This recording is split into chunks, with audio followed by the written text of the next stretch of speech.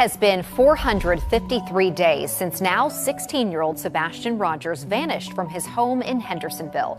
His disappearance sparked national headlines, but now his father says the case is losing momentum. With National Missing Children's Day coming up on Sunday, he is raising his voice and demanding urgency. News 2's Caitlin.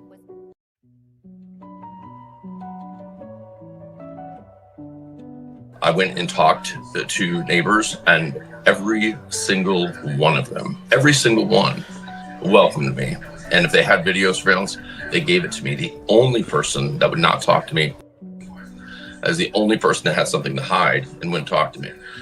You know, she has a son that's hiding and waiting for somebody in the dark, late night on the 25th. And there needs to be some explaining for that. I'll just leave it at that. That we are going to keep searching, we are going to keep looking, we are going to find him, and we are going to bring him home.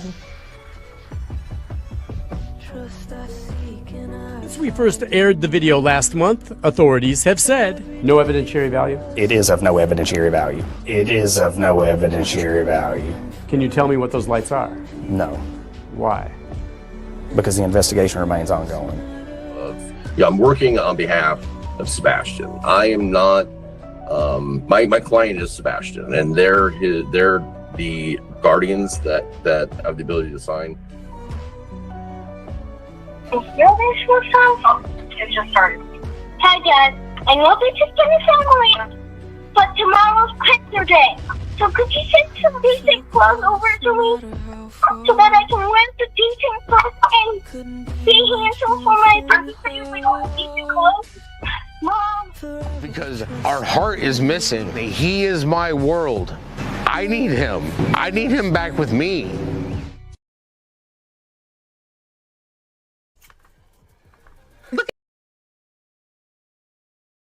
On right now, that is not something that I believe we're privy to at this point with law enforcement.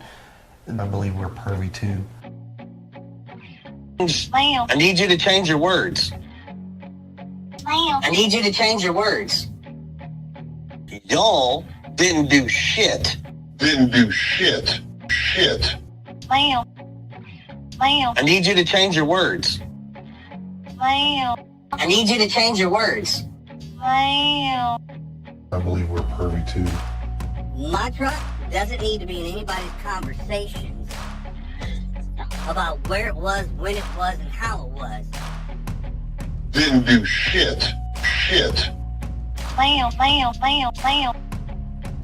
need you to change your words. I believe we're privy to. I believe we're privy to.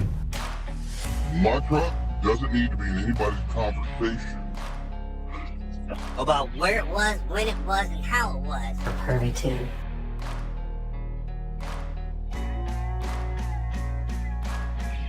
My truck? Shit. I believe we're privy to.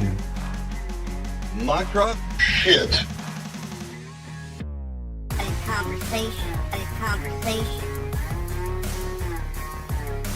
My truck? Privy to.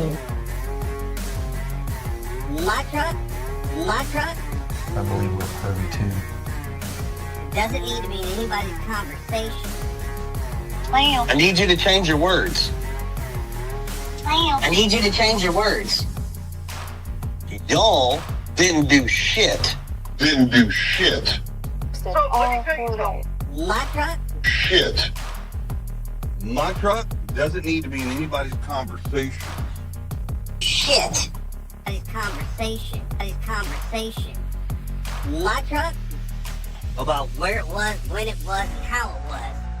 I believe we're privy to. Shit. I own half.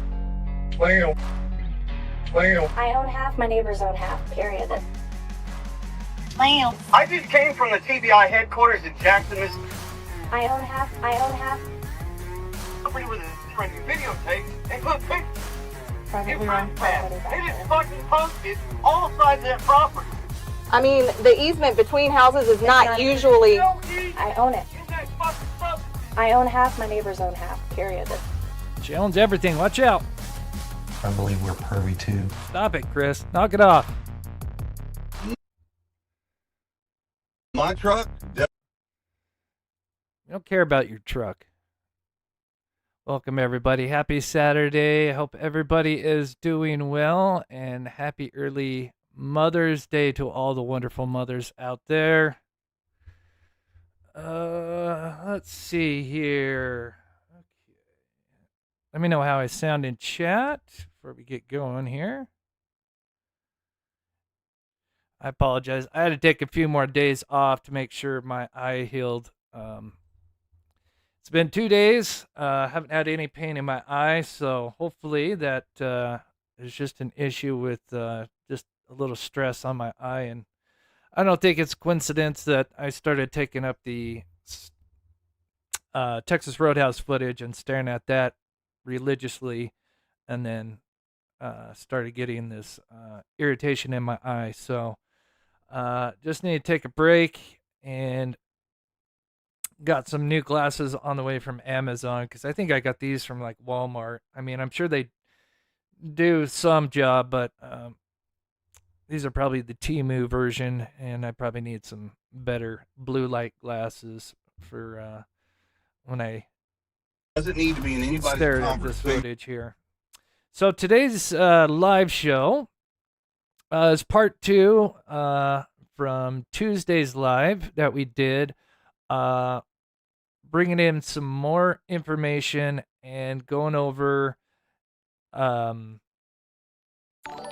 Fishstick's interview, because oh my god, there's some things now listening back, now kind of learning more about what happened around that 3 a.m. area, and now listening to what he says, it explains so much more about how they were convinced in the beginning that he made it home.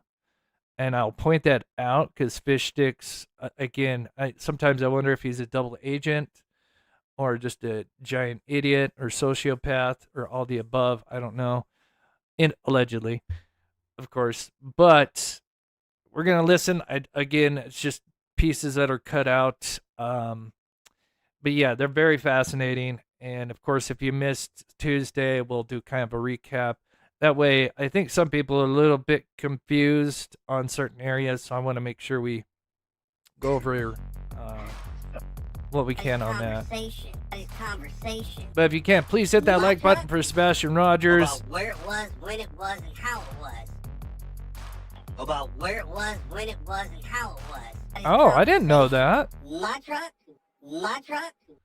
I believe we're pervy too. That's interesting. Is that to block some of the light that's coming out? That's it. I've never heard of that. Thank you, Mary, for sharing that. That's interesting. I'm assuming that wouldn't cost much. Some kind of shader to put over. That's interesting. Because I'll be honest, I hate wearing glasses. One thing I was luckily blessed with, I have bad hearing, but I have great eyesight. But I never wore sunglasses. It drives me nuts. It's one of those just things that right now I want to take them off, but I know I need to keep them on. Let's see. Oh, thank you, Elbows Mom. Good to see you. Yeah, I'm gonna try to spend more time with the chat. Last time there's just so much to go through, and yeah. All right, so quickly, just in case you missed Tuesday, because all this will feed into everything, and I'm going to have some short videos I'm literally working on. I was hoping to get them out today, but with preparing a live, I just didn't get it out. But let's start back in February of 2025. We're coming up on the 1-year anniversary, and Fishsticks, we know, had been hired by the Proudfoot for about 4 months, according to the interview that he did with Lord Lodge. And then he eventually released this, and this was kind of in response to, a lot of the 3 a.m. talk, of course, in response to me directly. This particular post, he kind of goes after Justin, Clutch and Pearls, but he even did one for me saying, look, there's nothing going on here. It's 3:06 and 51 seconds. And to me, I think this could be turned into a meme, because it's like, look, there's nothing to see here. There's nothing going on. And then, big old blur in front of everything, right? But what we want to focus on is, we've already kind of learned, once we got the unredacted screenshots from Crabtree, whether on accident or on purpose, we learned that Katie's bedroom light and her, I guess would be front room / sunroom, you can see lights on there. And then when we look at the next screenshot, which is, I think is like 5 a.m., 5:30, somewhere in between that, based on where the moon is at.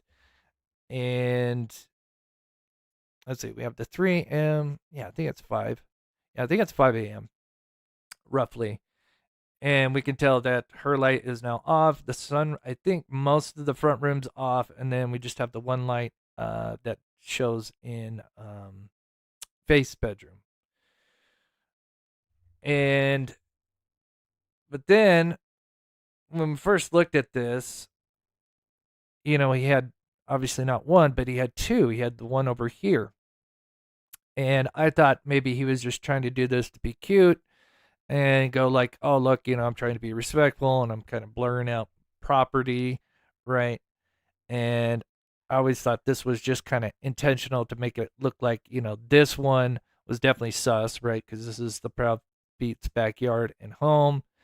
And I think I originally just thought that he put this here just to kind of make it an illusion like he's just trying to be respectful of privacy, right? But that is not the case because I have not seen this actual footage, but I more or less have an idea what's on it via a couple of sources. And it was only earlier this week, I think it was either Monday. Yeah, I think it was Monday, making a live for Tuesday, when it hit me why he put that up there. And it speaks volumes to where, I just sometimes wonder whose team he's on, or if he's just an idiot. But there is a reason why he put this blurred for privacy here. And he may have done that just on accident, not realizing, because I know he has seen the footage, and knowing what's going to be moving across and where it's going to be moving across at would be in this vicinity. And that didn't hit me until earlier this week, and it just blew my mind. So we'll talk about that if you missed on Tuesday, but there's even more. Let's see here. Looking at chat. I will back this up with literally one of the biggest clues. Let me go full screen just to make sure the stream is running good real quick. This is just a quick 1 minute recap.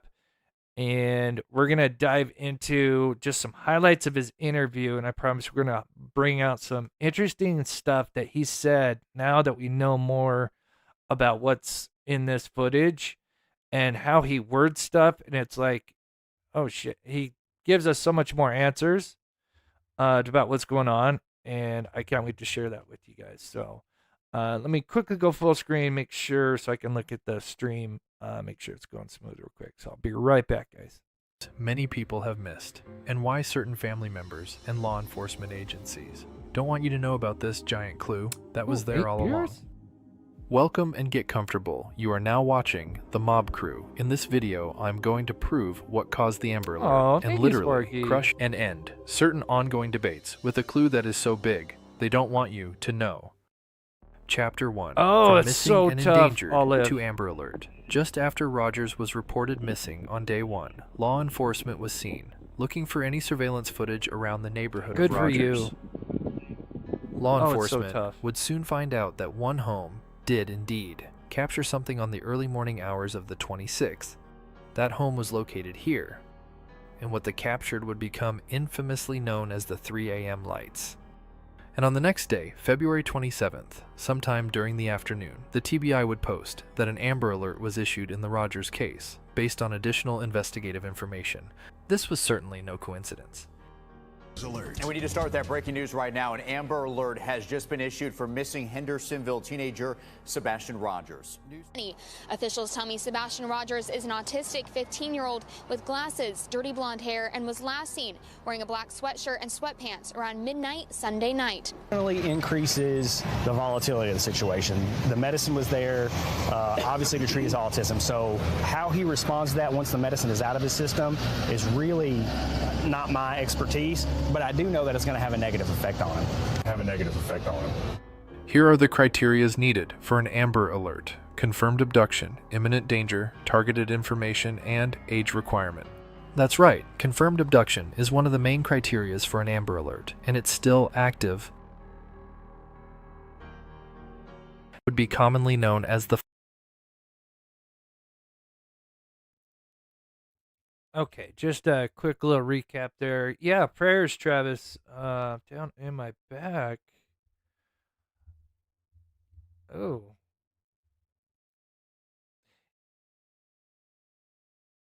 Yeah, not sure if I caught the whole context of that, but yeah, you have my prayers. Not sure if you're talking about your back specifically. Pray for me, I'm down. And Sparky, oh geez, that sounds terrible. Yeah, prayers for you as well, Sparky. My gosh. Makes you appreciate what you have in life, you know, even though we all have our afflictions or whatever may be going off and on. Never take life for granted, right? But yeah, somebody said they quit for 8 years smoking. Yeah, that is tough. I quit for 2 months and then I cracked. Oh, that was tough. But I'm going to try again here. Okay. So quickly, we were kind of diving into the Texas Roadhouse footage, and then I had to kind of take a break from it because of my eye. I think we've got quite a bit discovered some new stuff. Of course, working off the backs of many other great people that have broken this footage down, Voices of Truth, and other many content creators. And just in my little bit of work, we kind of think we figured out the vehicle, even though that has been something that people have speculated on, that she or he, whoever you think. I believe it's a she, but Green Hoodie, as we'll call them, got into that vehicle that you see, and we were trying to figure out kind of what vehicle that was. And I'm not going to talk too much, but here it is, and you actually see it twice now having the full footage. It's a vehicle that you do see twice, and one time is, I forget how much before, but it's just before you see Green Hoodie arrive. So it's like, you can tell this vehicle, in my opinion, is connected to Green Hoodie, in my opinion. Because it first does we timed it and everything, and it shows up about 2 minutes approximately before Green Hoodie then pops out from the bushes. And then after Green Hoodie goes and walks to a car to the left, and as they're walking back, we could tell that a vehicle had been backed in this parking stall up here and pops out, and pretty sure that's the vehicle that Green Hoodie got into. So I just wanted to put this out there that, going off AI and some people that know cars much better, because I'm not a big car person, that we believe it to be, because it does have the wheel on the back. It's a Jeep for sure. Well, I want to be careful with that, because I know there are other models, makes that have that. But the best does not want that in. Oh, sorry. I'm talking crispy. Our best guess on this is it's a Jeep Wrangler, somewhere between 2010 to 2018-ish. Now I know some people have mentioned a couple of other models that weren't Jeep that did actually look like that. So it's always plausible that it could be one of those vehicles. I would just say, you know, if anybody knows when it relates to this case about seeing a Jeep Wrangler Unlimited or something similar, which is a 4-door. Correct me if I'm wrong. I'm pretty sure it's a 4-door. I just wanted to put this out before we move on to the main meat and potatoes. I don't know if it mentions an AI or not, or Chat GPT. Probably somewhere that I edited out, but yeah, pretty sure it's a 4-door. Because someone sent me a Jeep that looked like it, but it was only 2-door. But this does appear to be a 4-door Jeep Wrangler Unlimited or something close to it. And I just want to put that out there just in case if anybody sees something like that that's local or came across it covering this case. Because we have at least 3 vehicles. 2, we pretty much know the make and models of. 1, we kind of have an idea. You know, 2 of those being sedans. You know, we have the silver sedan, and then we have some kind of dark sedan that was the one that actually dropped off the clothing.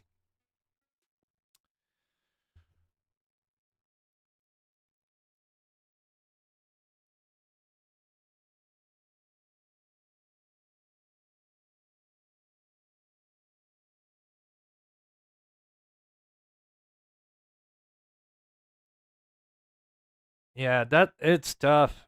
It is so tough. I've quit a couple times because I don't drink. I don't smoke. I was gonna say I don't smoke.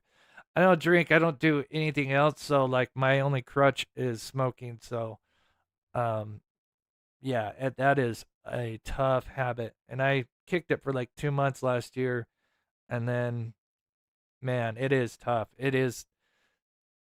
It's crazy what nicotine and just other things can do to your brain, and it's like you have to like find something to replace that, and it is tough.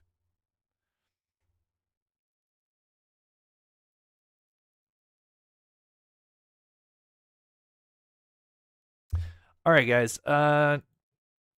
Aloha. Good to see you, JH. All right, so let's get into it. We are gonna break down, and I'm sorry to put you through some of listening to fish sticks, but I promise you, especially if you caught Tuesday, you know where we're gonna go with this. But there's so much more in this that is very fascinating that he talks about, and I'll have some stuff up on the screen to kind of relate to what he's talking about. Not all the time, but I promise you, the whole mention and the whole him being seen on a camera walking the trash can out, he literally just gave away, in my opinion, why law enforcement was adamant about it in the beginning.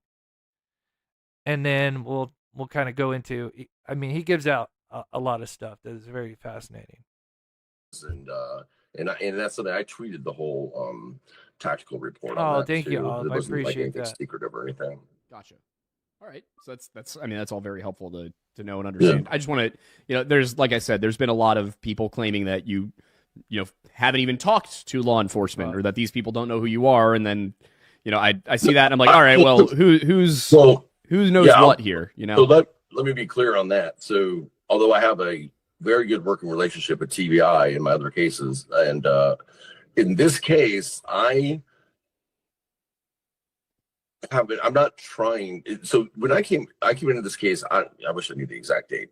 It's only been what, 3 months, 4 months. Mm-hmm. This case was law enforcement wanted nothing to do with anybody in this case. Right. You know what I mean? It was burned to the ground. They were like, we don't want any part of what's going on online. Mm-hmm. They're shut down, and I don't try to communicate with them. Mm-hmm. I don't. So no. Am I working side by side with law enforcement in this case? No, and I'm not trying to either. I don't reach out to them. They don't reach out to me. They know, they 100% know I'm there. We gave them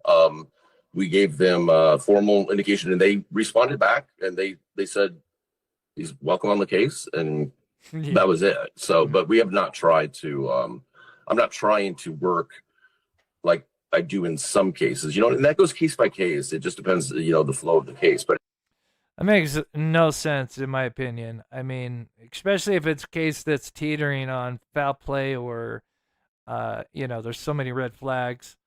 I don't know why a PI wouldn't be working close with law enforcement. In this case, there's no reason for me to, because it's too divided. If they worked with me, they know that Seth's people would just turn it into a whole PR stunt, and so, what? Does that even make sense? Seth's team would turn that into a PR stunt if you were actually working with law enforcement? Does that make any sense? Say, well, you're not working with us. And so to avoid that, and what I mean by that is, I guess there would be two stages to that. There's, you're actually actively communicating with him and saying, hey, I'm helping you out, versus, he's paying you or somebody is paying you. Like when did that switch happen? Let me just pull up the retainer agreement so I can tell you exactly. Yes, please pull up that retainer agreement that you got paid for to allegedly cover up for the stink fee. But we're going to expose that big time. Yeah, I guess the question would be, when were you officially hired? Yeah, I'm trying to find it, so I can give you the exact answer. I'm trying to find the retainer agreement. It's, I don't know. But he's going to say some stuff that is really important because, again, especially if you caught Tuesday's live, kind of some of the stuff that what I just mentioned earlier, kind of about the whole screenshot where he blurred certain things out. That's going to come full circle. But there's so much more now coming back on this that really raises some major red flags. Oh, Sebastian.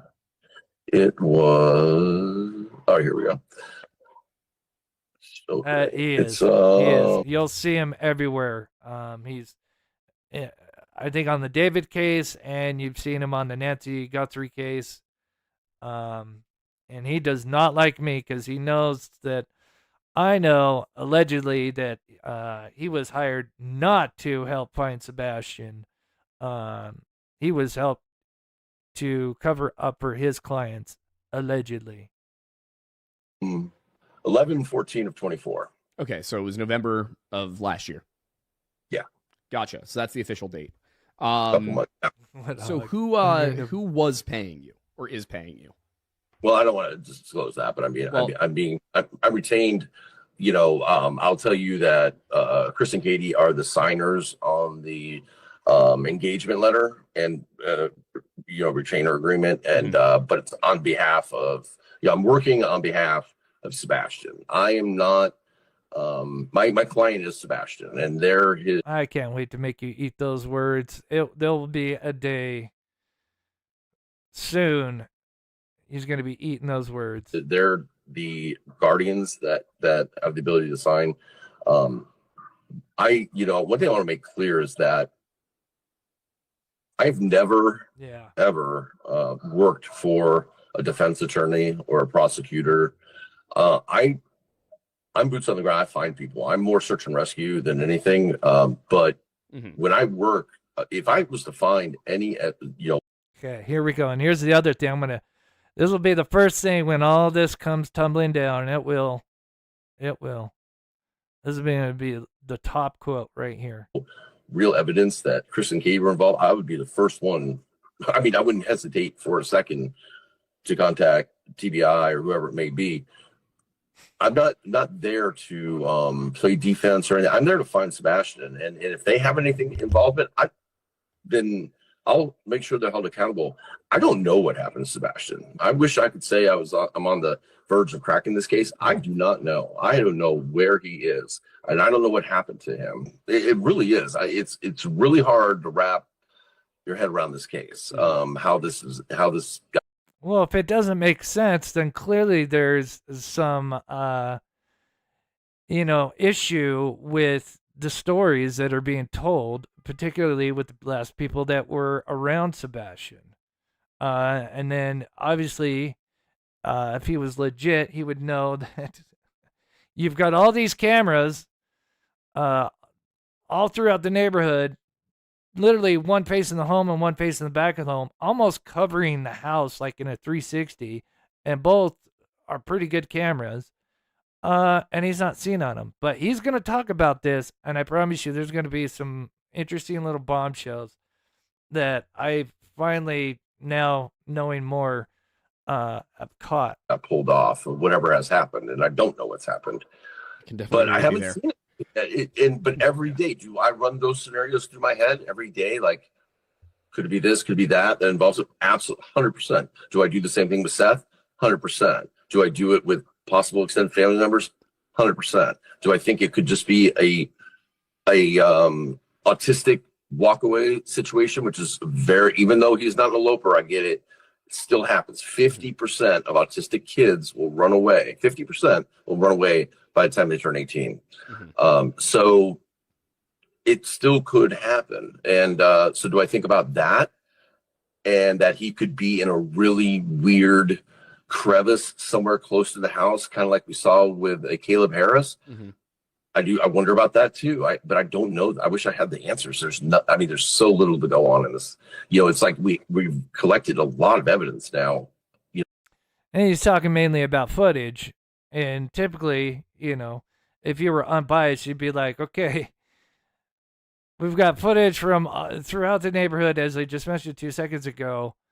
And the parents are, or the stink feed are saying one thing, but yet the shoes are there. Nothing's adding up. If it doesn't add up, then clearly there's a reason why. Stuff that should help us lead to him, and it's not leading us to him. Yeah. I was looking around some cases today, just looking at the next thing to cover, because we do a new case every week. One thing that did occur to me is I don't know if you're familiar with the Joshua Maddox case. Yeah, so I'm going to be honest. I don't know about the David case. Like, I've heard of it, but I have not followed that case personally. I'm assuming that's foul play involvement. So yeah, if he's search and rescue and he's diving into that, yeah, he just wants notoriety, get his 5 minutes, 15 minutes of fame, whatever. No, believe you've been like, my God, because I thought that or assumed that the construction equipment stopped for the day, but it didn't, and they were moving so much dirt. I know one other thing that you brought up in a couple other interviews that you were mentioning was a lot of the caves and the areas behind that space, and I was just curious. Do you know to what degree, because I know in previous conversations you've said that there were a few of them that you didn't feel comfortable going in because you didn't have anybody with you. Do you know to what extent they've been searched at all? So I know that, so I will say I have access to the they've been searched. To the what are SAR topo maps, which are what all the first responders use. And so they did clear a few of those caves, but there are a ton of them. And there's one in particular that they said that they couldn't clear because when they got to it, it was already partially collapsed. Like, it looked like a recent collapse. And of course, how also, like, we just on the last search out there, we found several of these. I don't even know what you call them. They're like huge vents, and they drop straight down. And I mean, it'd be really easy to hit one of those. So we cleared a couple. There's a couple that I wasn't comfortable with because I'm not on, like, search and rescue teams usually have cave specialists, and I'm claustrophobic. I'm not on that team. So funny what he says. So he's like, oh yeah, I can't do this alone. I'm search and rescue. I can't do this. Guess who he mentions? But there's other people like Stephen Crabtree and Cletus and stuff that are local, and they know these areas really well, and they have been cleared. They've been dropping fire. So, I'm going to send in just some locals that are not search and rescue to go risk their lives to go, search this crevice or whatever. Or are dropping cameras down into these, and they've cleared a lot, but there's so many. 100 hours. But did any of these cameras show the exits from the Proudfoot home? Okay, now we're getting into the important stuff here. All right, and I got to take some notes because I promise you there's going to be some interesting stuff here. No, but he's going to bring up something. Shadrach.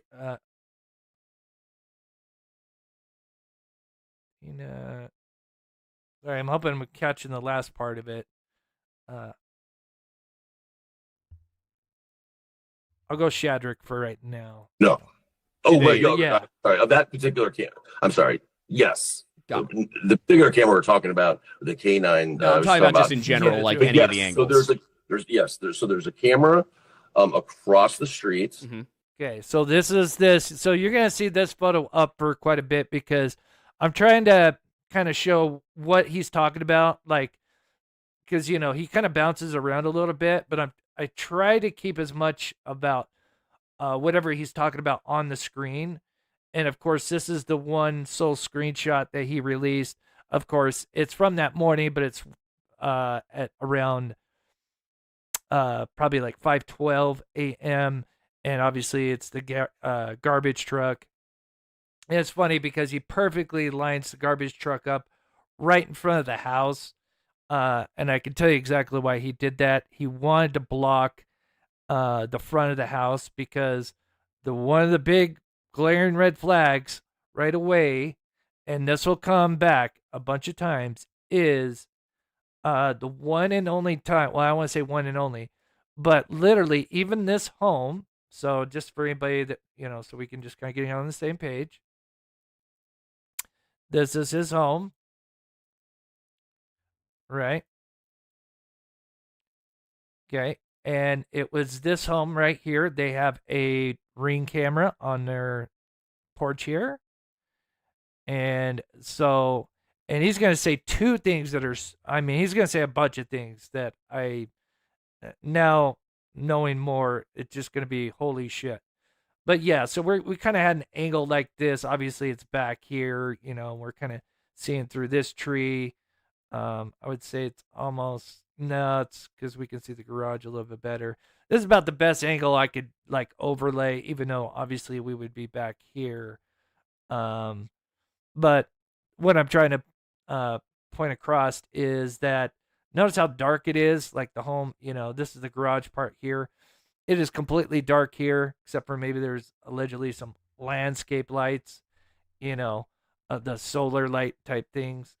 But the one and only night, or soul night, allegedly, but that night, the porch light was off.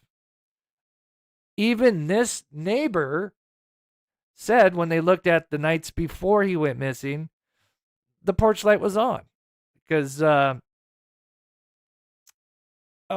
always forget her name, shame on me, did an interview with this neighbor. Man, I wish she still had that relationship with this neighbor. It would be huge. But said, like, yeah, we, kind of mentioned it. Like, oh, it was interesting. And we saw the porch light. We even saw Sebastian skipping to the mailbox like the night before or something like that. Sorry, I've got like a little pinch in my neck. And what do you know? The one night he goes missing, the front porch light is off. That is very huge for everything else that we're going to talk about. But, so keep that in mind. And then the garbage can is like kind of like right here. Oh, no, their garbage can is right here. I know it's a little hard to see. Maybe I'll go full screen for a second.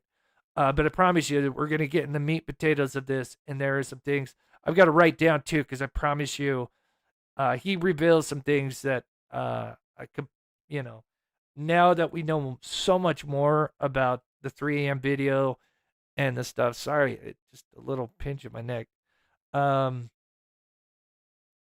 Yeah, he reveals so much more. So if you can, we almost got 400 people. If you can, hit that like button. If you'd like to show your support, there's many different ways. But I do appreciate everybody taking out their time on a Saturday afternoon, evening, to watch this show. Much love to you guys. So I'm just going to go full screen just to be able to hear me, just so you can see this as he talks about it. But this is going to be really important. And there's also a camera right behind them. Right. So I do have the now. Okay. One more thing. Sorry, I thought that was. And then remember, he's going to talk about the camera from the neighbor, Carly. Oh, I'm not on Google Earth, but the camera that is here looking back. Yeah, very important.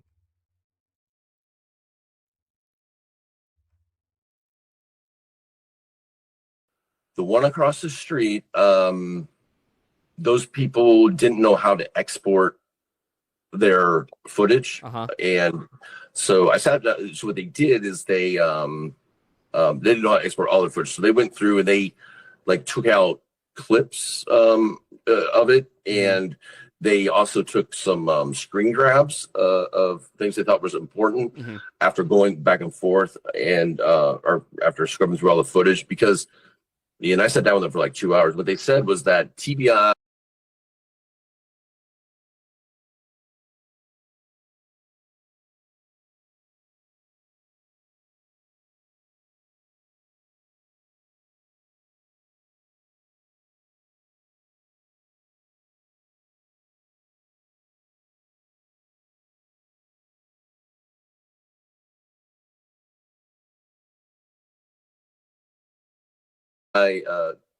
their footage was set to overwrite after 10 days, and nobody had come and collected their footage.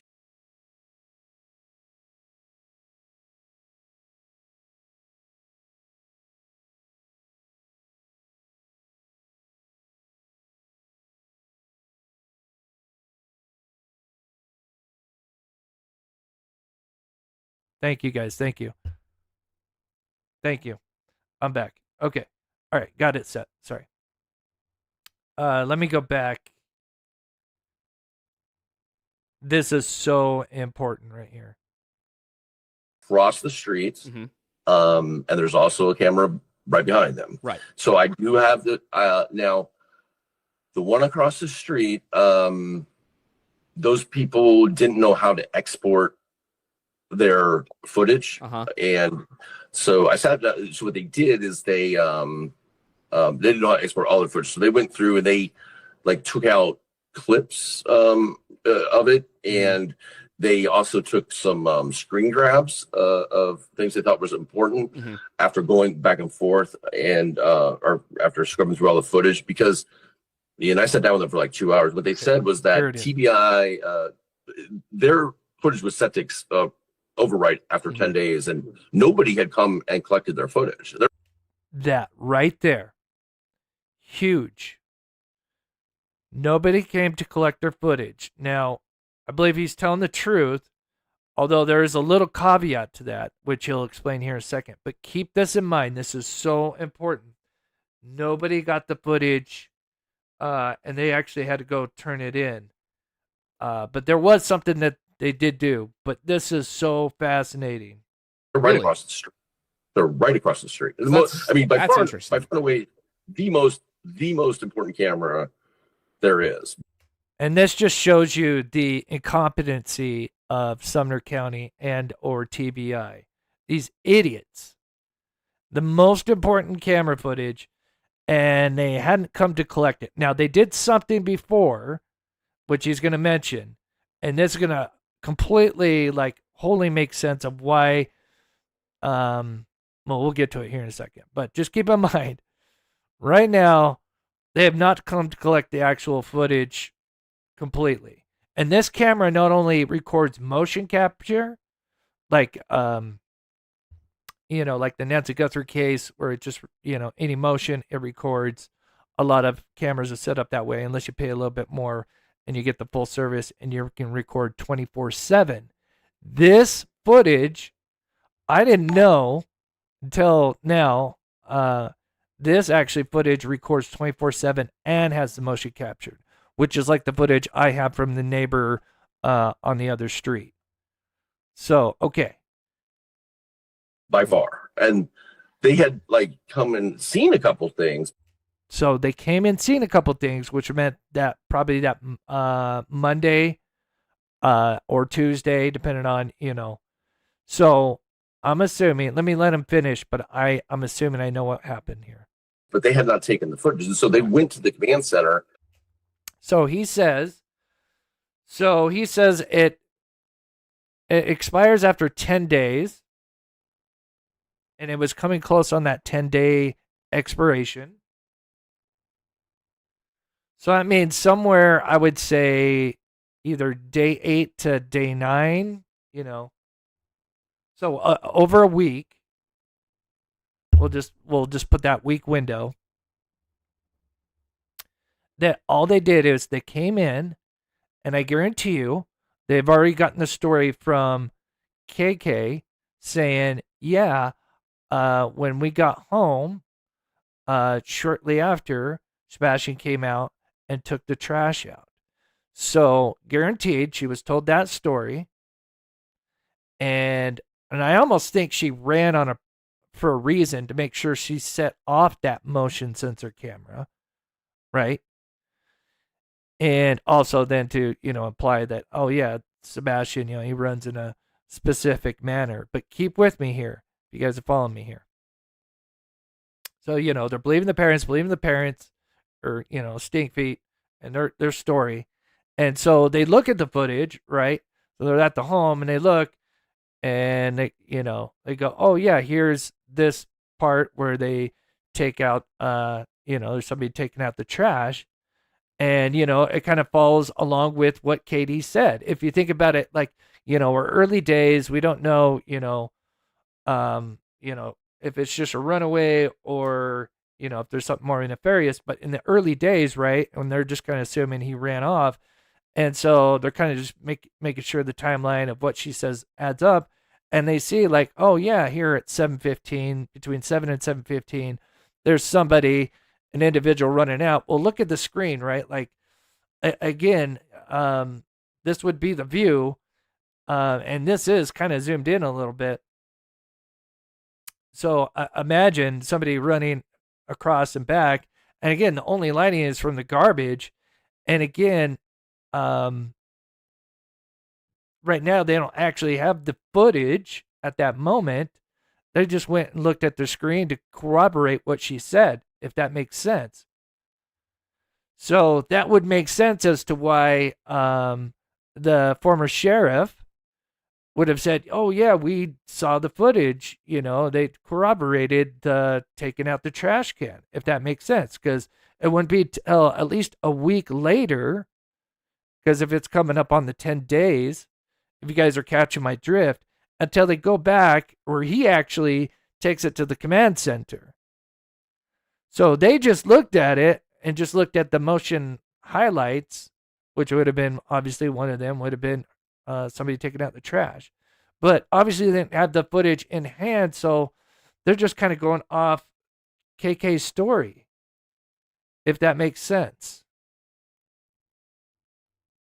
And to me, that just shows how much incompetence and how much they were believing in KK's story versus actually looking at the footage. Now, we'll get to after they get the footage and why I think why we've never been showed that footage. But yeah. Real quick, but we're just getting started. There's much more, but that blew my mind. I'm like, oh my God, that makes so much sense. She tells them this narrative and they look at it and it's like, oh, okay. Yeah, we see somebody taking out the trash. She claims it's Sebastian.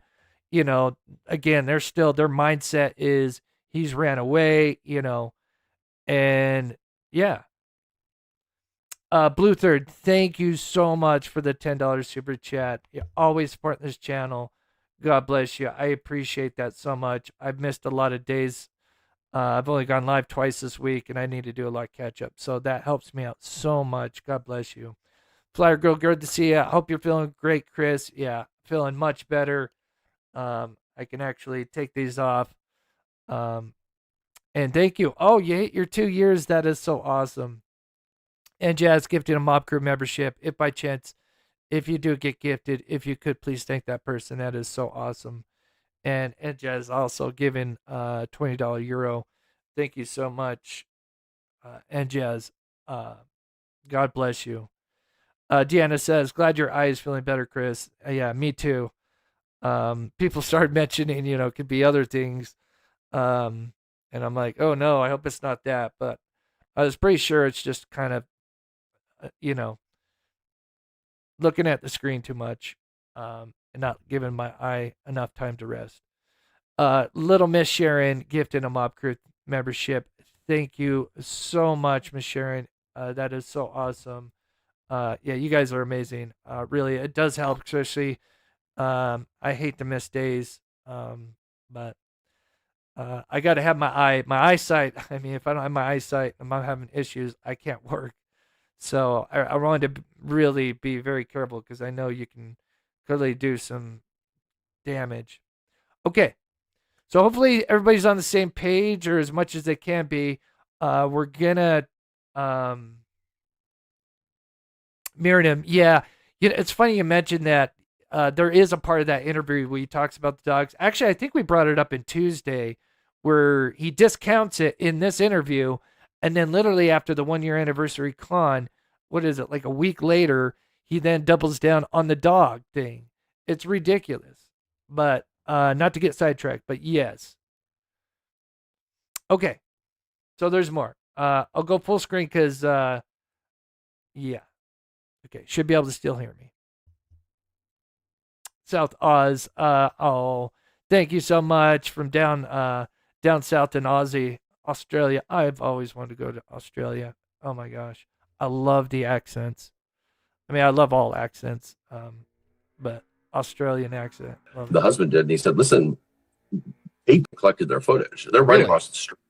They're right across the street. I mean, by far away, the most important camera there is, by far. And they had come and seen a couple things, but they had not taken the footage. And so they see how he says they came and seen a couple things, which again was to kind of corroborate what they were told on early.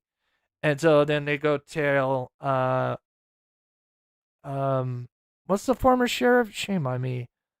Oh geez, my dyslexia. I have the name on the tip of my tongue. Please correct. Let me know in chat. I know it's an S, and I can't. But yeah, there's that interview with him, and he mentions that, and I think that was just kind of fed off. Yeah, we kind of looked at it, but we didn't really actually have the footage and actually scan it until later. And Summerfield, isn't it Summerfield? Weatherford. Yeah, see, that's where I'm mixing Sumner County with Weatherford. Thank you. Oh, that's right. Yeah, see, that's dyslexia for you. I was going to say Sunnyford. Kind of half right. Went to the command center, the husband did, and he said, listen, take this footage, it's going to overwrite tonight, Yeah. So they finally did take it, but they also they don't have the raw footage back. So they gave me what they have. Okay, and that's very interesting. So they got most of the footage back, but they did not. Guess what's the one thing they didn't get back? And I think this tells you everything. The one clip, I'm sure you guys can guess in the chat. Guess which is the one clip, they hand their stuff in, and they get it back, but it's missing the part where allegedly Sebastian's taking out the trash can. What are the odds? Because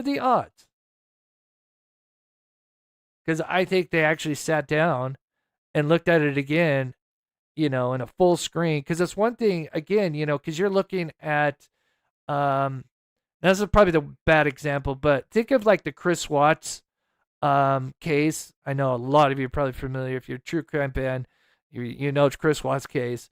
You remember when he goes over to the neighbor and they're looking at his footage, but now, of course, it's on this giant, big 4K screen, so you can see it. But imagine if they're just looking on like a laptop or something, and and of course this is dark footage, so they just see an individual they can't really make out, until they actually have that footage in hand, and then I'm sure they now it's a week out. And what do you know? A week out is, I have to look at the timeline, but we know after, a little bit, they switch gears from, full mount search to now investigation. And I don't think that timing is a coincidence. It's a lot. And it has all the, because there's, even though it's continuous rolling, it does also pick up, have detections like with a track. And that is huge. I missed that. So I always thought this was just motion detected only. But the fact that they had this recording 24/7 is huge. What I would give to get that 24 footage. Tracking and stuff like that. So anytime a car comes in up and down that road, it picks it up. Anytime their lights at the Proudfoots turn on, if they come, anybody comes in and out of the driveway at their place, whatever it may be, those are detected. And so I have that, and there's also a house behind. Right. So just to clarify. And of course, the house behind is the footage that, the screenshots we'll get into. But yeah. Really quickly. So they were able to get you the still images and the clips. But the TBI has. But the TBI was able to get the full footage. TBI has the actual not the hard drive. It was like cloud based, but yeah, they have all the masters. Gotcha. Yeah. And can you see the front of the Proudfoot's property, like the front door? And that's weird because now I have worked in this case with kind of a cloud base with another, obviously, home. I want to get too specific. But the fact that it's cloud-based means they could have just sent all that over via, a Dropbox, whatever, and still retain all of the original footage. But he is claiming that when they got their footage back, it was missing the clip where it showed the person taking out the trash. Again, think about that again. That just shows you, wait a minute. Something is not right. And he's going to even say it right here. Absolutely. Okay. So from what you've seen, is there any point at which anybody appears to enter or exit the home from the footage you've seen? Well, yeah. I mean, keep in mind, it's footage from over a couple days. So yeah, definitely. Well, I guess the night in question then. That night, no. Well, they arrived home, and so I will say the one, like I said, they went through and they checked all their footage and they took out what they saw, and they captured what they saw. But what they didn't get, and what they admit that they must have just missed, is when they heard that there was footage of Sebastian taking the trash out, the trash can out. That was news. They were surprised to hear that because they didn't see that. And what are the odds it is now missing off their cloud server? That is so sus. If it was, for sure, 100% Sebastian walking the trash out, I don't know why you would go to that length. And I need to look this up on how, because again, if the TBI and we know FBI was kind of assisting, God knows what they could do to be able to manipulate that and take that out of their server. Again, that's a little out of my expertise. I kind of understand it, but to me, that's super sus. And so what the husband told me was, I was sitting with them at their dinner table. He said, he said, I didn't know if they were being real about that or not. And he's like, I went to the command center and I said, listen, I've given you all my footage and I'm just going to ask you one question. And he's like, but I really need to know this because this is my neighbor. And I just want to know for my own sanity, did you really see Sebastian on that footage or not? And they told him absolutely. And so, and of course, and then again, they couldn't say anything else than that, right? Because then obviously we know that this person, the people at this home, or the lady, was communicating with another content creator for a bit and giving her details about what they had left over. And yeah, that is, I believe them. I don't think they're and keep in mind, Seth and everybody has said that they agree. So, and that is an absolute lie, which again, No surprise there. But I have not seen that. Just to be clear, I've not seen him taking the trash can out. There was some I can see, which is important to me, and I'm not going to get into the exact. There's going to be some things I can't say. I'm just going to tell you up front, but I've got. Yeah, it's a missing person case right now. According to you and the stink feet, there is no foul play. It's just a missing kid that wandered off. Why be transparent? Can't give out all the details for the integrity of the investigation, but there's times when you see the lights go off or on or and whatnot. So that's all detectable. It's a very clear shot of the house. But so what I'm hearing though is that at the very least the TBI should have an angle on the entrances and exits of the home for the full 100%. The full night. Yes, the full night, 100%. He admits it. Like, yep, they do, and they have the back of the house too. Got it. Yeah, and then we'll get to the back of the house. Right. So that's incredibly interesting to me. Yeah, I mean, at the end of the day, like any question about somebody entering or exiting the home, it should be the TBI knows. answered by that.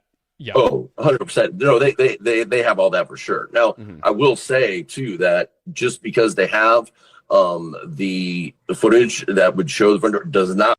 Yeah. So speaking with Sweetie Pilo, and I always forget her name. I apologize. Lovely content creator. Man, I wish she would have been able to keep in touch with this source because my gosh. But from what I understand, these individuals that live this home are kind of, I don't want to be careful what I say, but it seems like they're kind of team stink feet, and I don't know. I take that with a grain of salt, but that's kind of like the word on the street. I mean that with the lights off in the house. Yeah, and the front porch light off, which you're probably not going to mention. That you would see the front door open. It is incredibly dark in that neighborhood. Yeah. Forget the neighborhood, fish sticks. What about the house? Because if there's lights around the house, and of course, what do you know? The one night he goes missing, the front porch light, and we've shown it. God bless Silver's 1 and 2. He's driven by many times at night, and every time that house front porch is lit up. And I just literally said minutes ago, Sweetie Pilo interviewed, behind the scenes, this neighbor, and they said the same thing. Going back to what Kiki is talking about is, the night before he was seen he was seen grabbing the mail, he was skipping to it. And she even told Sweetie Pilo that, it was interesting that the front porch light was always on, but that night it wasn't. A night vision camera. No. Got it. No. Well, it's set to auto. It was set to auto mode, so it wasn't. Don't downplay it, you moron. He's gonna try to downplay this. It's going to switch to nighttime mode, which is much better because it's going to pick up whites and blacks. And again, if he was walking out with white socks, or if he was walking out with a white striped Adidas type kind of sweatpants that he allegedly was walking out with, it would have picked him up like a Christmas tree. Detecting. So it's set up for their front porch. Okay. And they have lights, like planter lights on their porch. I'm talking about the house across, it's shooting from. So it's lighting for that. It's not caring really about the Proudfoot's home, right? And so we tested this. Okay, now this is huge.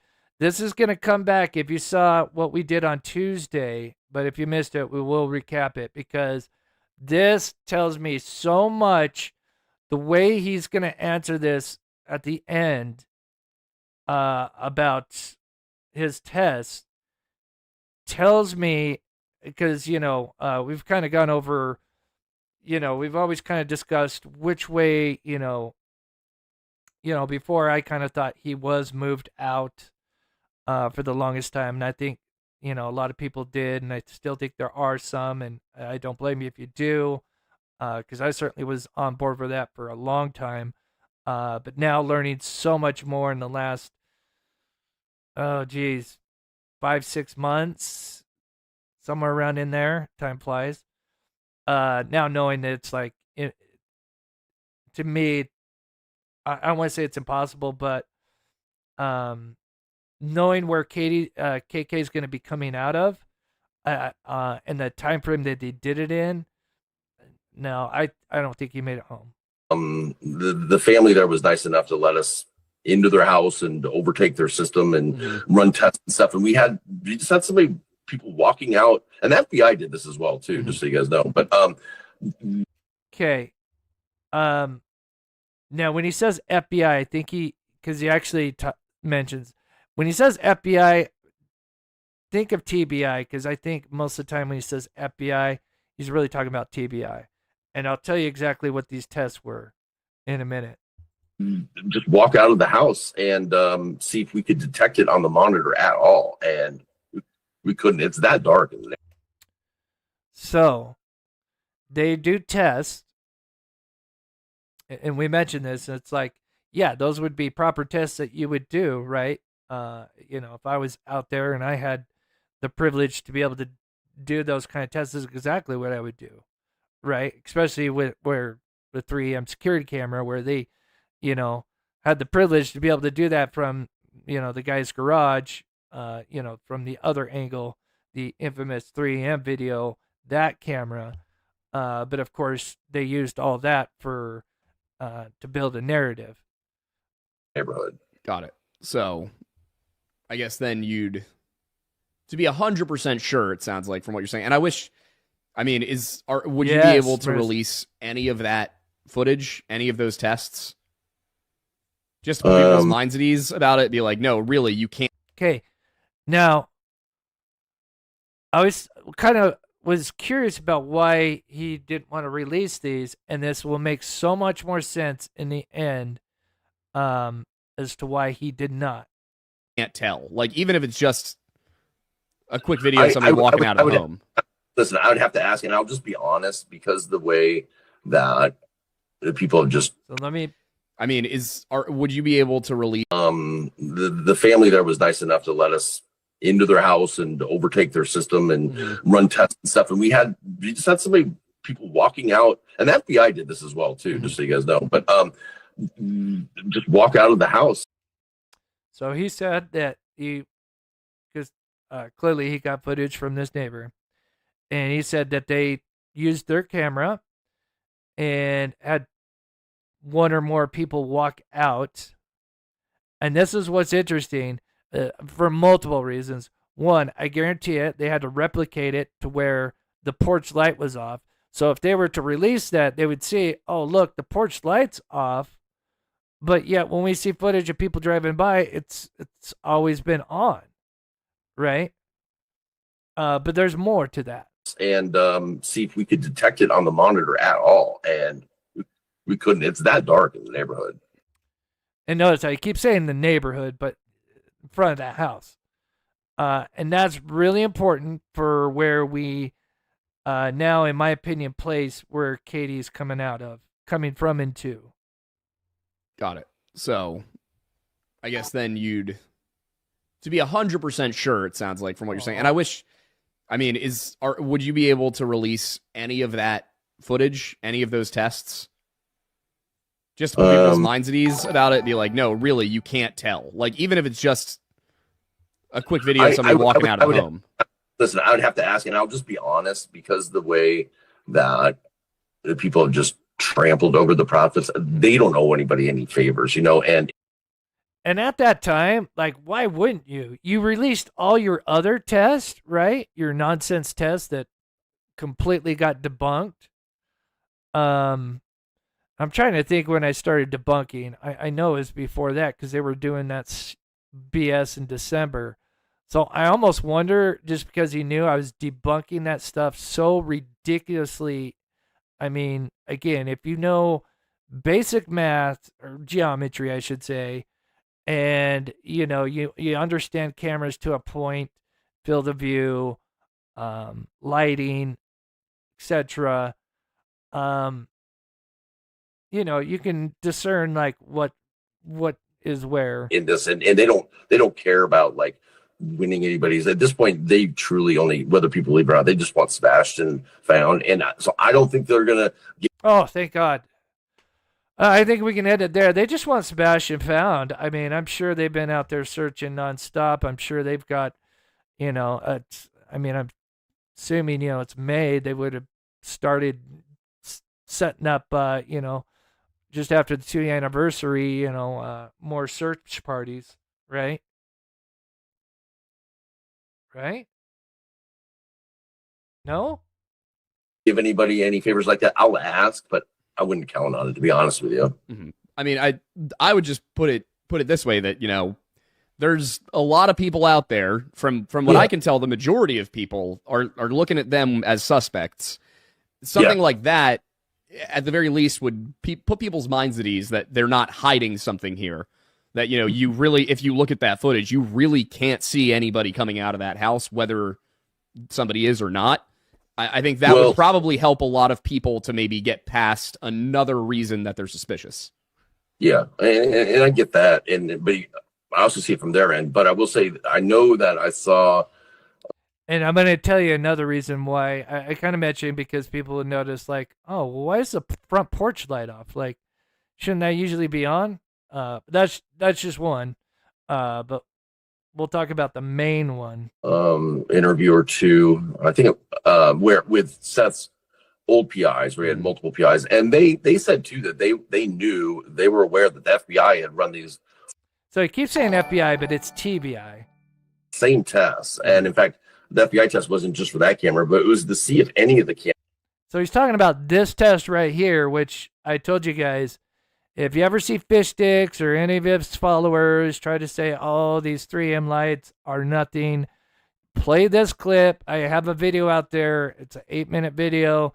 Literally breaks down. You're going to see it here played, part of it, while he's talking.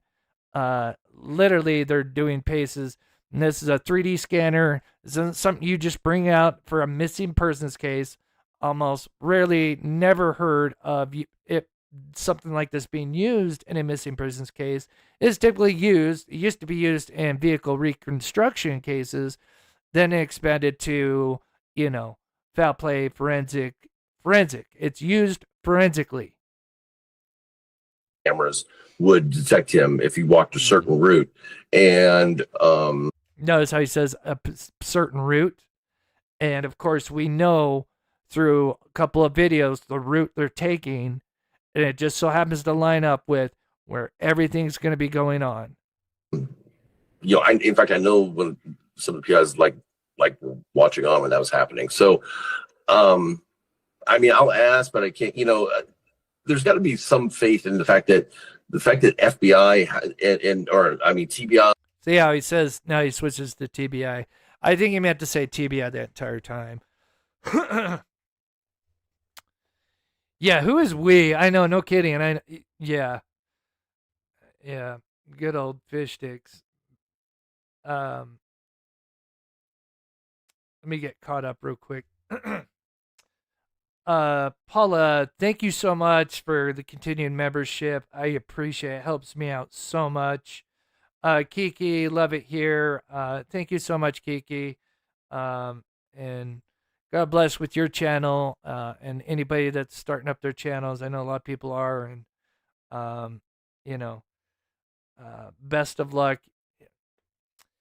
I was gonna say, it takes some time to get used to how YouTube works and find your audience, your target audience. But it's great, especially if you're trying to help out in cases. It's amazing.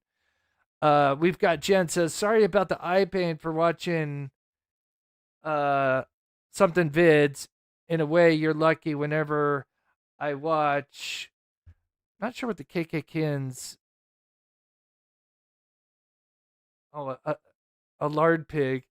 I get cycle vomiting. Oh, thanks for all your great work, hard work on the case. It's important. Thank you so much. That means the world to me, Jen. It really does. I see what you're saying. You get the yeah.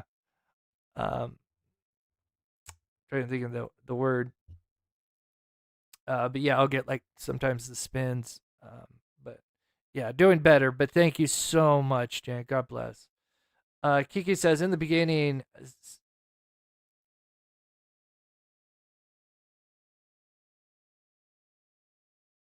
CJ has a map. He's questioning. It shows Sebastian last seen at the back of the house. Wonder who put that on a cartopo. Oh, interesting, Kiki. I mean, I've seen that map. I don't know. If you get a chance, you could email like that so I could take a look at that.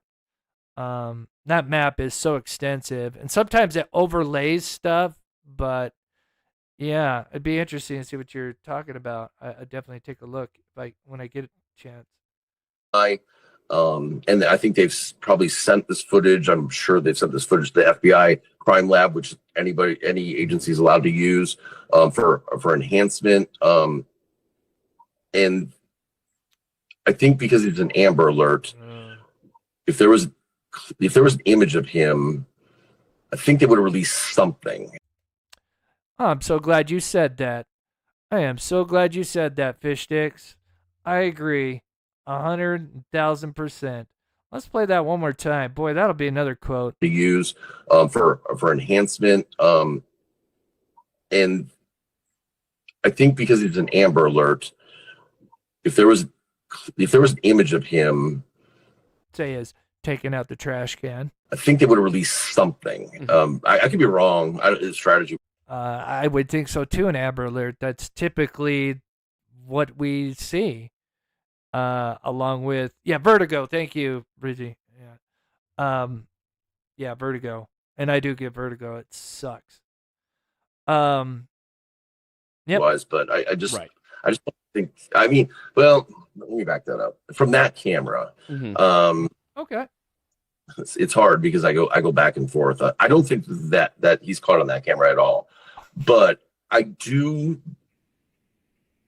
In the last week, I do believe that they have something of him. Listen, I'll be honest with you. We have something from after midnight of a person we can't identify. I don't know if it's him. Oh, same to you. I'm not starting a rumor, but so I think they might be in the same situation where there might be other cameras that we don't know about.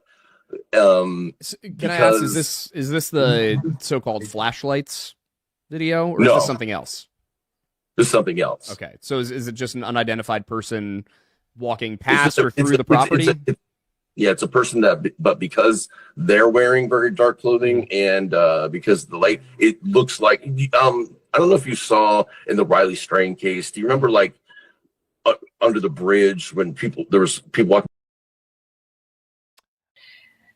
Then on Sunday. Okay. So there is all of that, and there's some more in this interview, but I had to be careful with how long we go on for.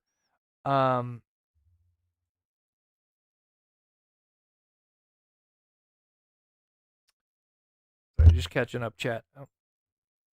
But now, with that information, hopefully that kind of made sense that they were going off this whole him taking out the trash can where they didn't actually have the video in the beginning. They just went and looked and kind of corroborated and then probably told people. Now, obviously, we know that they did collect it, and then they gave that footage back to them. But if it was on the cloud, they should have just had, been able to just copy it. From what I understand, just if anybody's used Dropbox, right, they just go in and copy it. But I don't know how, but they took that one spot of him taking the trash out and then gave everything else back to this home. I find that super sus. To me, that tells me they looked closer at that footage, and that's okay, lovely. It's okay, sweetheart. But yeah, we try not to, because then, but no worries.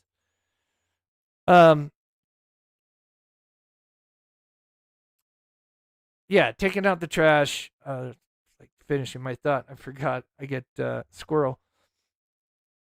But yeah. So Sunday being the day before he disappears, he is observed taking the trash out pretty late at night. You know, I can't remember if it was like 6 or 7, but it was somewhat late at night. I guess if you don't get your trash out early. Now, the other thing he mentioned is that this camera system, which I did not know, I know I've listened to this interview a bunch of times, but there's just so much bullshit and stuff that you're more focused on because there's just so much.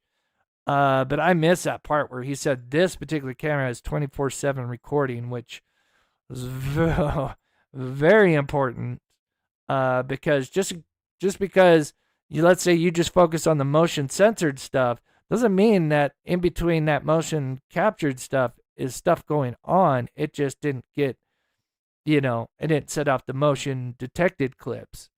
I mean, that happens all the time. I mean, I've seen it in clearly the you're not gonna you're gonna miss 9 o'clock. The lights went out.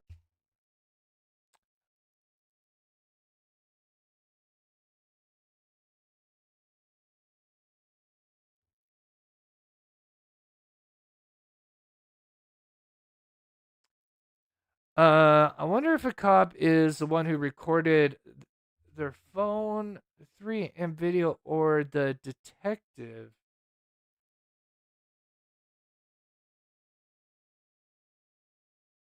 If a cop is the one who recorded with their phone. Oh, you're talking about the 3M video. No, that came from I think like a cousin or like a friend of the family at the corner home. No, that didn't come from a cop. Now, I don't know what they did when they came in, but no, that particular stuff that got leaked out, that was kind of done behind the individuals, like the actual homeowners back, which is a shame because at exactly 9:08 p.m. Then at about 11:45, her light goes out. Katie's light. So the mother's. So it's like, what happened? This is crazy. But I want to tell you, what was observed was the living room light on. Okay, so we've gone over this. So now, now listen to this under the new context that we have, and then we're going to move on to the backyard, which will come full circle about how he didn't want to release that footage, their test about not being able to see anybody come out. Because I promise you that now, knowing more about what was in that footage, that clip, and again, if you don't know what I'm talking about, we'll get to it here in a minute. With him mentioning that, just adds a whole nother context to it, and it's just like, oh shit, yeah, you guys didn't want to. You're really being shady. 15 minutes. And that was about what time was that? Don't know exactly off the top of our head. Well, I know you told him to go to bed at about 9, right? And how much time was between the trash and going to bed? A couple hours. Okay. And then you guys were on the phone from about 9 to 12? Sure. Was that FaceTime or just a phone conversation? It doesn't matter. We were on the phone. Okay. Good old Crispy. Okay. So now, I cut this short. I've shown the reaction. I'm working on a video to release this in a short form. So it's just this 3 a.m. video. So everybody has to go. Some people prefer the short live video or short videos, not the, hour to 2 hour lives. Let me. And of course, we think the thing that would make the most sense is in this scenario. And let me go full screen so I can kind of explain this better with the full screen here. Make sure you guys can hear me okay. Here we go. But we're going to get into those screenshots real quickly. And please hit that like button because I do have a question for the chat here in just a minute. See if anybody has this particular clip. It would be interesting. So let me set this.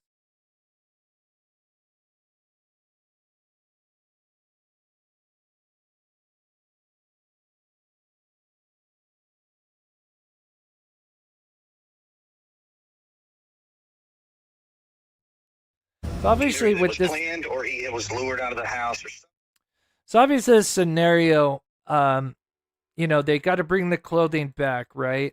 In the scenario that he didn't make it home. I know some people may think that he did, and if you do, you know, of course, everybody's entitled to their opinions, and of course, I've been on the other side of the fence. But obviously, they couldn't use their cell phones. These guys clearly got away with it for this long. They did some recon, and they clearly, this was definitely premeditated, allegedly. And clearly, they've got to be set up somewhere, that they've got to be in an area that they're close enough to speak over walkie-talkie. That would make the most sense, right? So, and the church would be a great spot, the cemetery, to be close enough that, you know, obviously there's different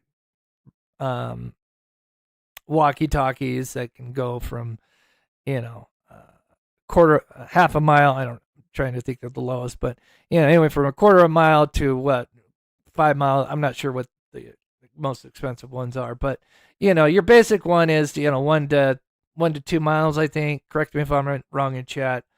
So, you know, they would want to be staged close by, so they can now move his clothing, because again, he was seen at Texas Roadhouse in a particular set of clothes, and they need that clothing back to prove, right? Because I don't think they knew for sure that he was captured. I think that's part of why Katie allegedly ran to take the trash out, to help activate the motion camera, in my opinion. Also, maybe to pretend to be Sebastian, and, you know, that wouldn't be something she would do, only Sebastian. And so I think it makes sense that would be a place that they would stage, you know, because where else would you really kind of stage? You really don't have, I mean, I'm sure there could be some other areas, but most of this is residential, and if you got at least a couple of cars, I think, you know, it's much easier to be detected, whereas if they scouted the cemetery, which it looked like it was the night before, that was them setting up a staging area. So then we move on. We have the silver sedan that came, which we've gone over.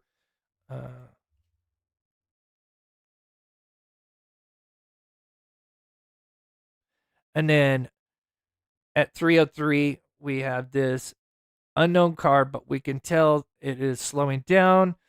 And this is just before the turn onto Kellen Lane.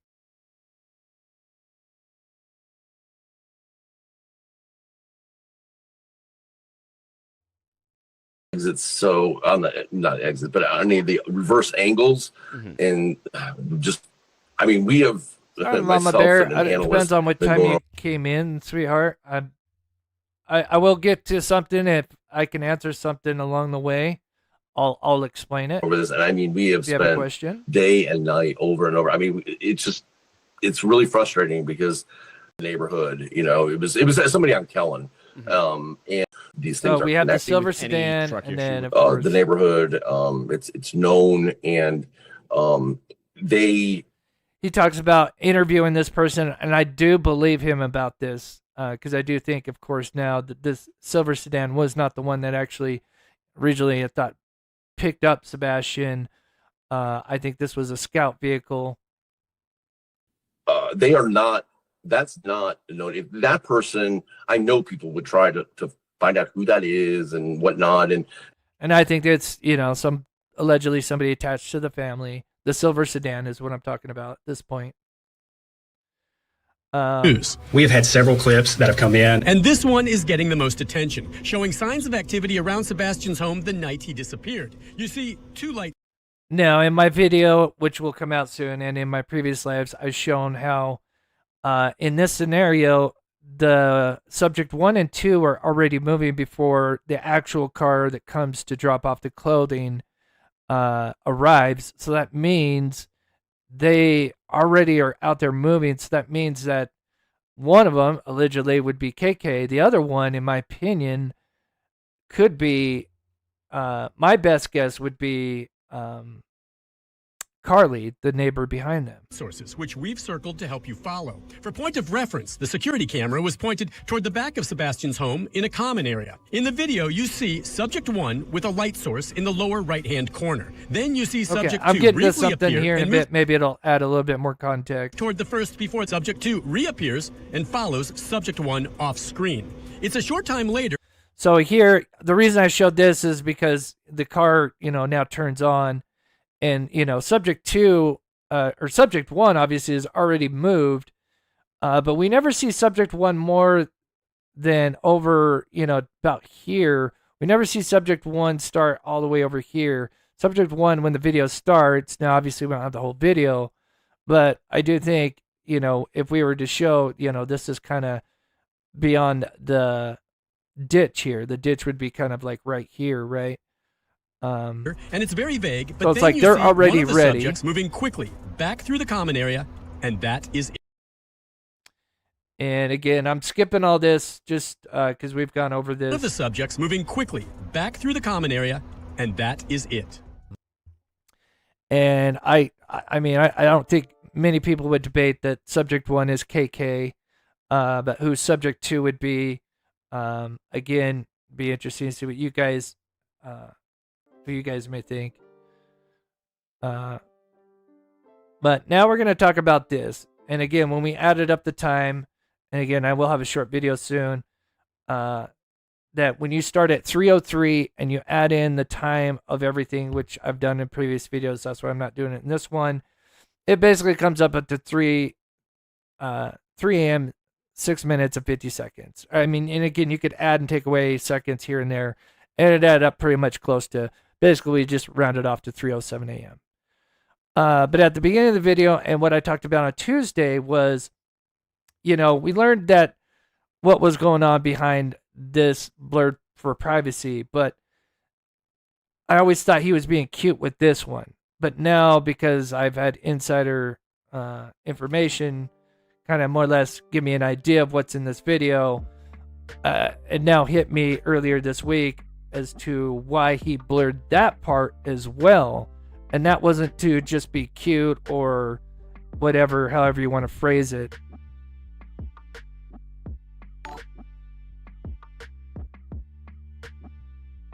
And here I'm going to put everything together, so hopefully maybe Mama Bear, if I missed something or didn't explain it well, and I do apologize, because it is a lot.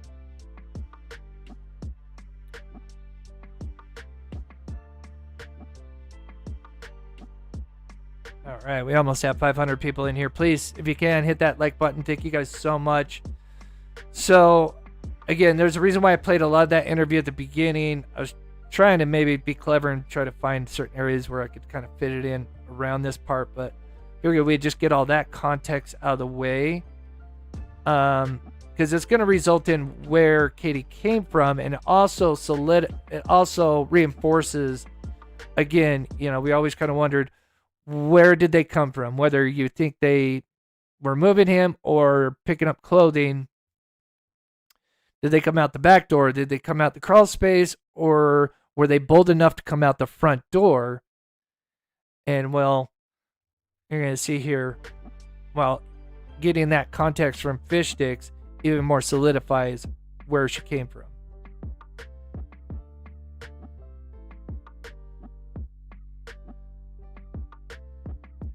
Yeah, I think, in my opinion, if it's Carly, I think he was under the impression, because now it makes a little more sense that he would be involved, because if it wasn't moving Sebastian, it's moving his clothing, and maybe she told him a story that, who knows what she could have told him, right? But maybe she told him that, yeah, he wasn't safe to be around Seth and or Crispy. And so, yeah, she moved him to a family member, friend, extended family member, whatever, to take care of him. And of course, we know that allegedly he had a relationship, and he was allegedly seen, visiting and helping out while Chris is away. Because remember, whenever Katie had custody of Sebastian, which was most of the time, except for every other weekend, Crispy couldn't be around Sebastian because of the open CPS reports. So allegedly, he was out there helping her around the house. And then we know, I want to say we know, but it is very heavily rumored with some pretty solid stuff. Yeah, I'd say solid contacts that say that they're open. They have an open relationship. They're swingers, allegedly. And allegedly, Katie and this neighbor were having some kind of affair. So we've already gone over how Fish Sticks released this, trying to say, "Oh look, there's nothing going on." He blurs this, and then we get the unredacted from Crabtree. We find out, Katie's house's Katie's bedroom light is on, along with the sunroom / front room, because they're kind of, behind each other from this direction. And again, it always made me wonder why 3:06 and 51 seconds? Why not 3:06 on the dot? Why not 3:07? Why not 3:10? Why not 3 a.m.? And that's because the clips that he got, and I know I've gone over this, but this will be important for what coming up next, is their motion detected clips. They're like in the Nancy Guthrie case. He only has anything that's got motion in it. It triggers and records for a certain amount of time. So this clip starts at 3:06 and 51 seconds.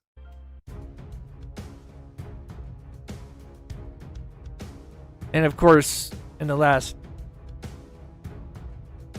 few months, I had two sources come through that basically corroborated from two different versions.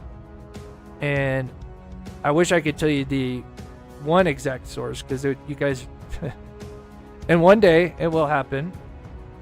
But yeah, I can more or less tell you to an extent. I have to be careful with exactly what I say is on here. But yeah, Katie's bedroom. There's kind of a tree, so it kind of blocks, but she has those, what do they call them, plantation shutters. And then we see the sunroom, which is connected behind, in front of the front room. And they're on. But why did he blur over here, right? And then we talked about how, I'm going to show you here in just a second.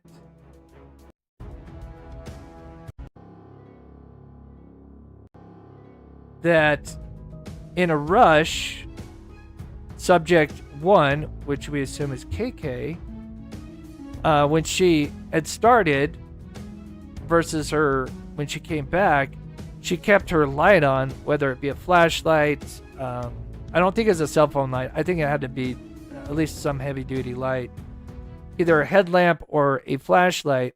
And we notice when the video starts, subject 2, or at least when subject 2 first appears, it's not until over here.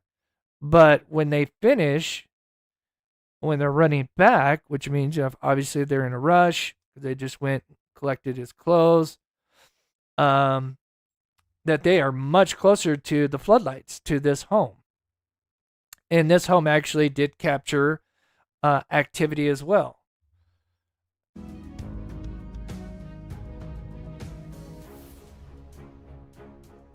And so what hit me on Monday / into Tuesday was the whole reason he put this privacy up right here, which I'll pop it up, that's because when this video plays, it is going to show a light source moving just between the porch. And the way we can tell is, and here's just an example, obviously this is not the real thing, and this yellow line is the edge of her home, right?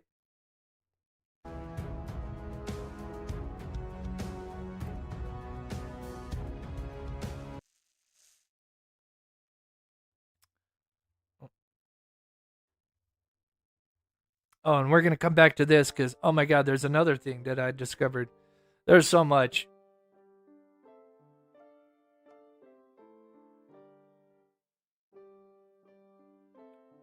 Okay, so I'm going to go full screen so you guys can see this well. But I promise you, this will be very worth it. And Mama Bear, hopefully, this will kind of start to, and I'll try to answer some questions at the end. Let me go full screen so you guys can see this. Good. So you can see where he has the blurred up, right?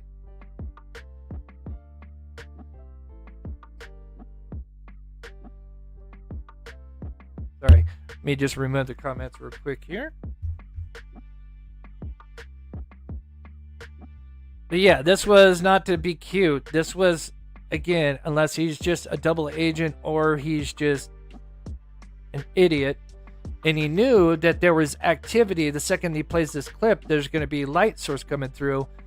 And I think when he went to go take the screenshot, I think he was maybe worried that maybe that light source would have started to pop through these beams, railing, braces, brackets. Again, I'm not a handyman, so the porch, between the porch brackets here.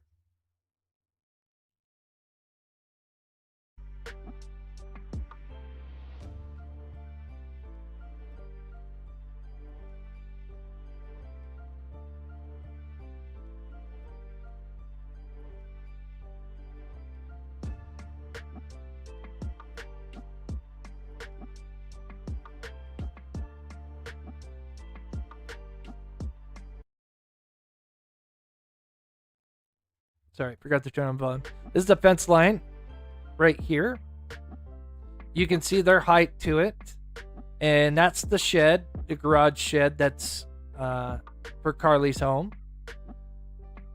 Now look, imagine if somebody had a flashlight, they would be just above the fence line, right?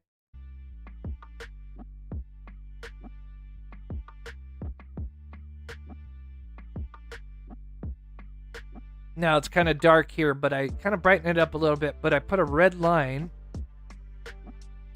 And if you think about the height,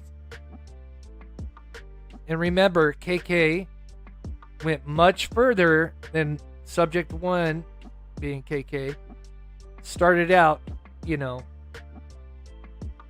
beyond the ditch. Or at least, well, I don't want to say beyond the ditch. I apologize. I didn't say that. But beyond this gap here. But again, being in a rush coming back the other way, we know that they went much closer. And we can see the fence line. It's right here. Here, I put the line there. And again, I think this line needs to be just a tad taller. Again, this is, but you would see that they would be just above that red line where that light would be. And remember, with the light source, depending if it gets closer, it, you know, because we're closer from here to there where this person would be walking, we're closer than we would be from the 3M video. From, you know, this would be maybe a quarter, not a quarter, half the distance maybe. I'd have to do the measurements. So you'd probably see more than just a dot. You would probably see some light source reflecting. And that would literally fall in line with where he blurred it.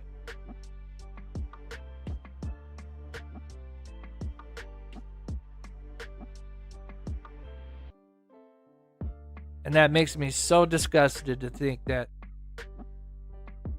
he would put this out in a statement, one, going after me, and also going after Seth and everybody else, claiming, look, there's nothing going on. You guys are idiots. Stop, you know, putting out misinformation while I show this screenshot that I'm going to blur stuff. And I'm not even going to realize when I blurred this that someone's eventually going to find out what was in this video.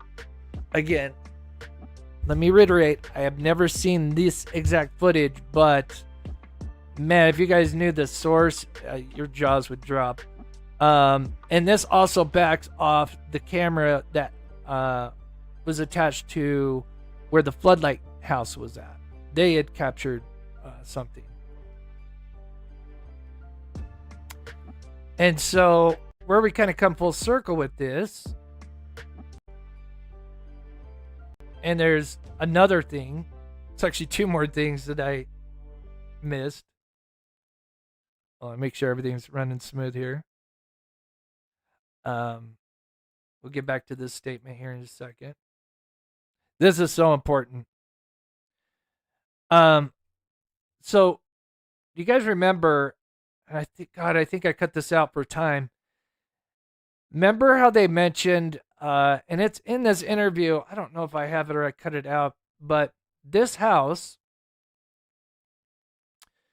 not only was the house that they claimed that the garbage guy was taking out his garbage can in the morning, and that was the flashlight source, but this was the house that actually had where Sebastian went and allegedly hid behind their car. And anyway, Fish Sticks talks about that. I wish I would have kept that in this video, but I was trying to kind of cut out for time. So again, that means that the Stink Feet would have had some kind of relationship with this home. Keep that in mind, right? Yeah, allegedly. But keep that in mind, because I completely forgot about this. This is so mind-blowing. So that was the home that, we heard that story about him, going and hiding behind a car before he went missing. I don't know, how far back before he went missing. But that was that house. Is that crazy? How this all started. Early. Legitimately could not have lined that up any better. Now, I'm about to come full circle even more with the interview, breaking all that down and why he didn't want to show the footage. We'll get to that in a second, because we're just going to bring it all home. But let me play this. Better. Because a few, me and him were sitting there like, is that right? So remember, they did this in I think they started in November, posted something late November and December. Is that right? I don't know. Let's try. And I debunked the hell out of it. I could still debunk it at that, another 500 different ways. Try this. I mean, we literally tried it half a dozen times. Like, I walked my ass off trying to we'd recreate something and be like, no, I think that camera needs to turn a little bit this way. I think I know what you're talking about, Michelle. No, they said it was across the street. Yeah, so somebody, God, it could have even been Fish Sticks for all I know, said that, and remind me, guys, it may have been Fish Sticks. Remember when he started going after that neighbor Bobby's poor teenage son? He said, oh yeah, that happened to be the house, and maybe it was his followers that did it. I'm not sure, but the debunking part was that they claimed that that was the house that he hid under, and that was not true. It was this home.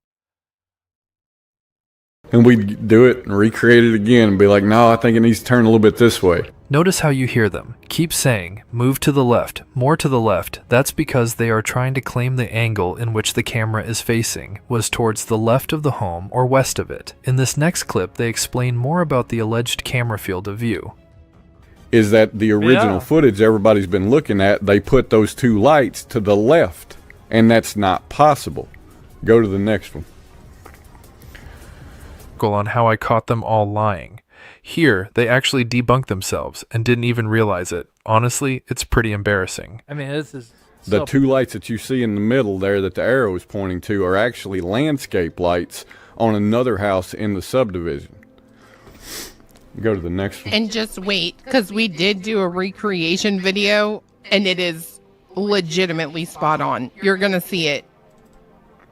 Notice how they have their 40-degree line cutting right through the landscape lights, but clearly they didn't take a closer look at how... Now, I know I've shown this before, but this, again, especially if you're here Tuesday, this will, because there's even more than I had from Tuesday.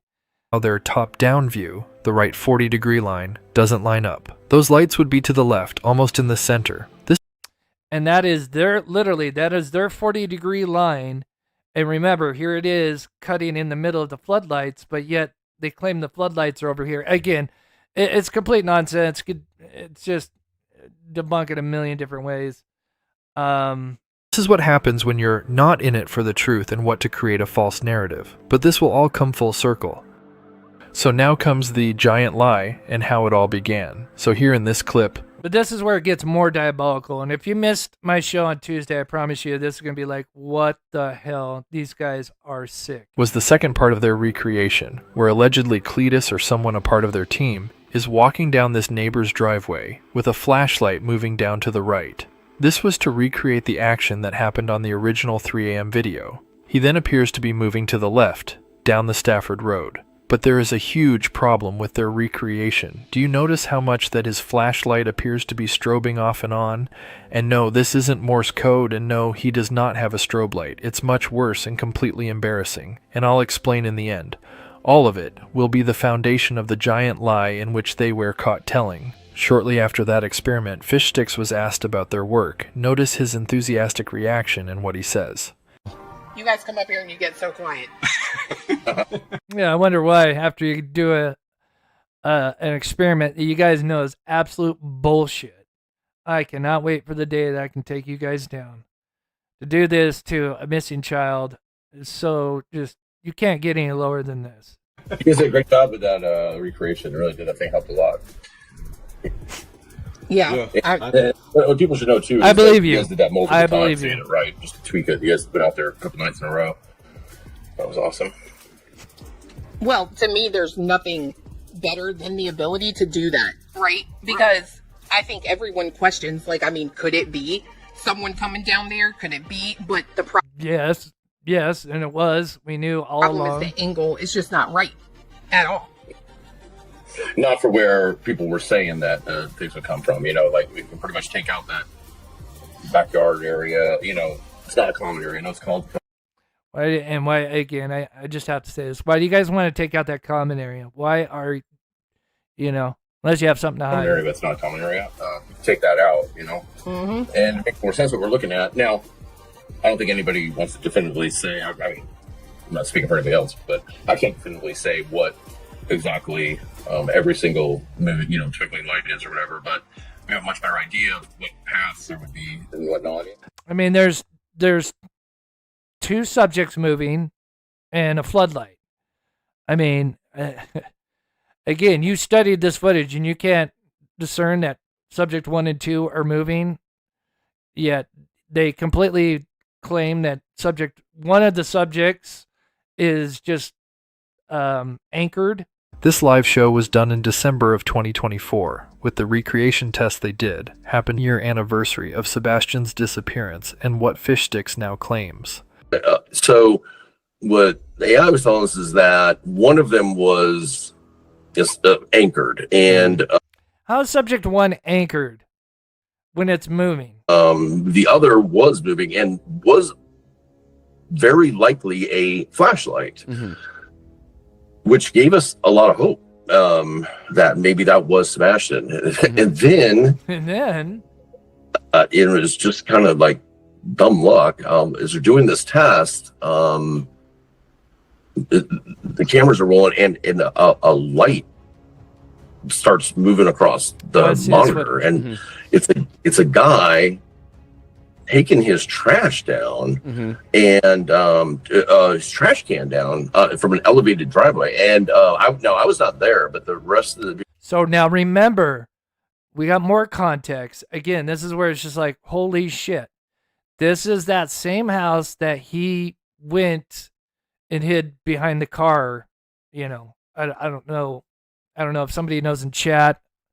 I'd have to maybe just speak to my source if we have an approximate month of when that happened. But obviously before he went missing. But what are the odds it's that home, right? And then now they're saying this guy, the same house that he was allegedly hidden under, a light's moving, went and talked to him, Mm-hmm. and he said that morning that he had forgotten to take his trash out, and he had heard the trash trucks, and with a flashlight took his garbage can, wheeled it down to the curb. One of the few homes, because most people in that neighborhood had no idea that they were even living there. They had no idea about Sebastian. So what are the odds that one of the few relationships that they would spark up would be this home? Now it makes much more sense why they were bold enough to make this outrageous claim. And so it's all coming together. And again, I'm still haven't even gotten like the other part. Let me grab this real quick. Kiki says, in the beginning, CJ has a map. Is questioning Sebastian back of the house. Oh, I think I already got that. Thank you so much, Kiki, for the $5 again. Black Witter, member for 31 months, been supporting this channel for so long. Thank you so much, Black Witter. God bless you. Send the CJ video and timestamp whenever you want to look. Okay, if we get time, Kiki. Thank you so much, Kiki. God bless you. And thank you guys so much.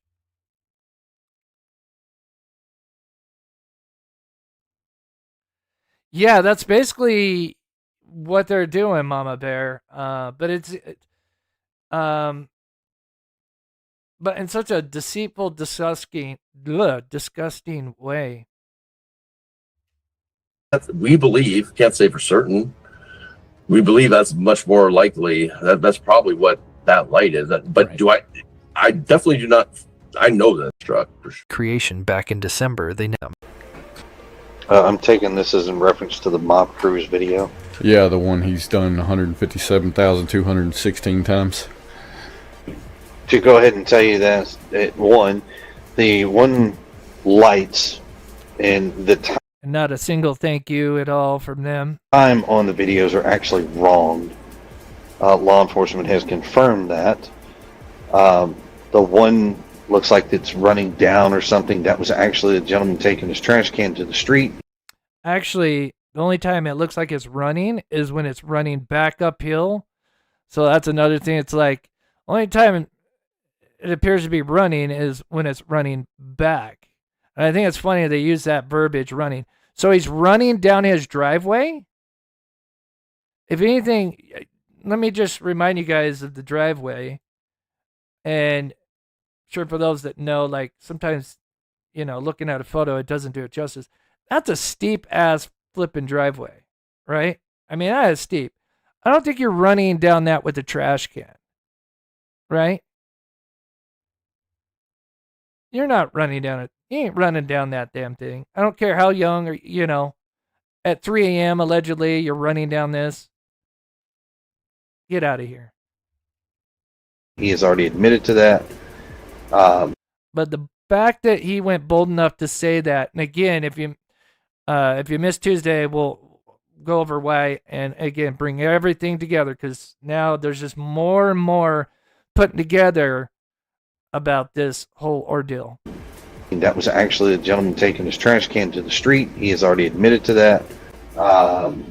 Now, you don't think they, Crispy, Fish Sticks, and their team would stoop low enough to claim that their own video and recreation and pass that off as the neighbor taking his trash can with a flashlight, right? They certainly wouldn't lie about speaking to this neighbor. Well, this is what happens when you get caught lying, allegedly about Sebastian Rogers and this neighbor when we compare the two videos. Cletus and Cruz. Now, of course, it's just Cletus running down, and then they claimed this was them capturing the footage, and of course, the reason why it's blinking is because all the damn trees. Object 2 hardly blinks. That's because there are less objects blocking the lights, likely coming from the common area where there are less objects. And that's probably why they even got permission maybe to run down that driveway, or not run down it, but walk down that driveway. It's because one of the few homes that Stink Feet had an alleged relationship with, right? Because the fact that Sebastian, because they brought Sebastian back home. Hey, Fish Sticks tells the story about it. I can't wait to take these clowns down. I cannot wait. So, now let's come full circle here.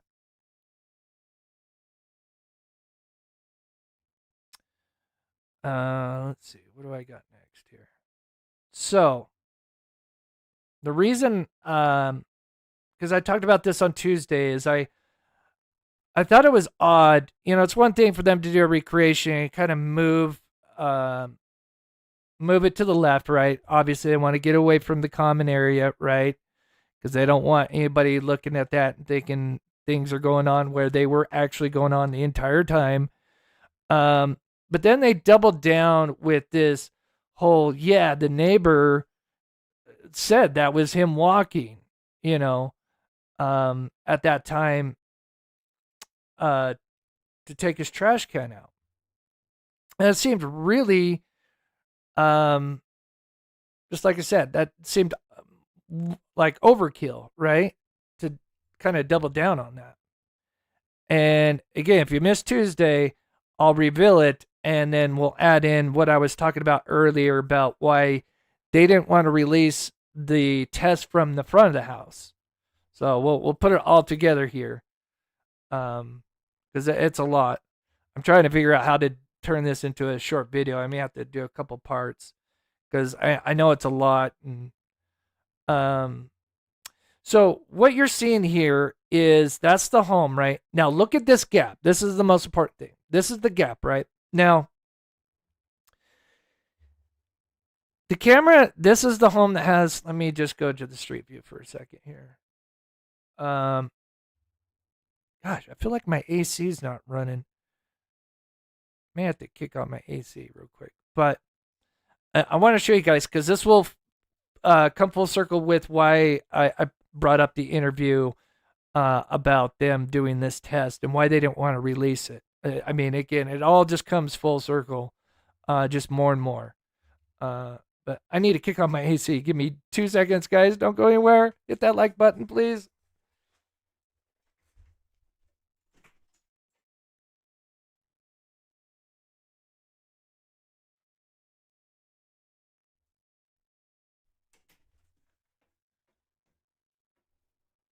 Okay, I'm back.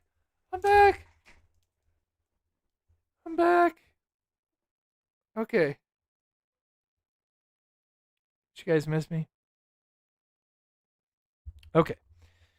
All right, so here we go. Last 30 minutes here, and I appreciate you guys. I'm sorry. I try to keep my shows under 2 hours, but yeah, especially if I missed a bit. I've got a lot to say, and I try to be as visual and get as much context in there. But yeah, so here we go. Take a sip of my coffee here. Oh, thank you guys. I appreciate that. Yeah, it really helps with the support because, again, I missed. I've only gone live twice this week, and that's not good because it's been over a week, and yeah, make up. Okay. Go full screen here. So remember the gap. So the home here. Sorry, one more thing I meant to mention. So this home had a camera, right? Now, if you guys remember, this is where there's going to be 3 sources that come together on this. Is that this, if you guys remember early on, oh, thank you, Sparky. That's so sweet. You guys are awesome. If you guys remember, let's make sure, okay. Early on, they talked about somebody being carried that was caught on footage, right? And I'm not talking about that fake image that came out. But if you guys remember, there was a camera that allegedly captured somebody like carrying something over their shoulder. Well, that actually had some weight to it.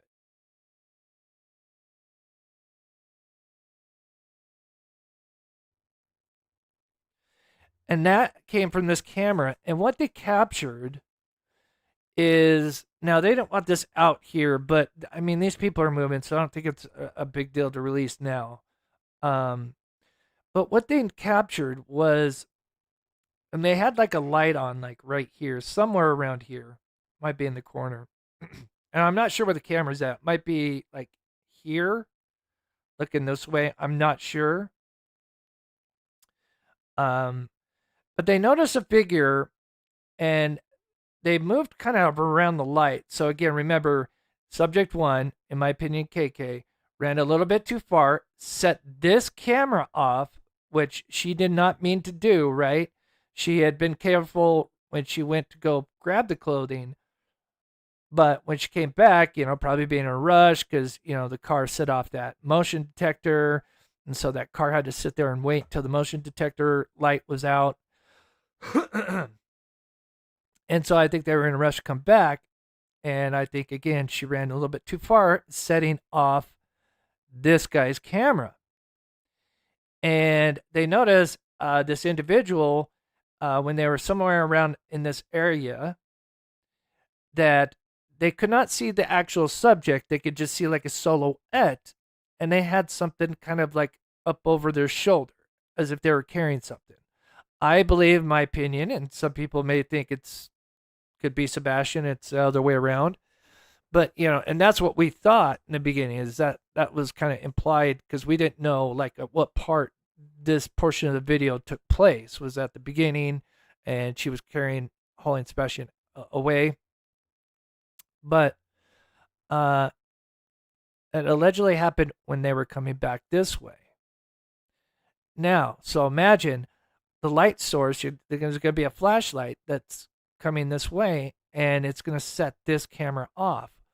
Well, guess what is on the other side of this neighborhood at this angle? So remember, the camera is looking this way, the camera is set up here. Guess what's on the other side of this?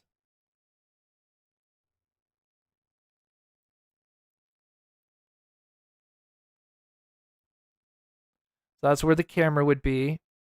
And look, it'd be a pretty big gap. Obviously, this wall would probably block a good portion, so maybe you wouldn't see.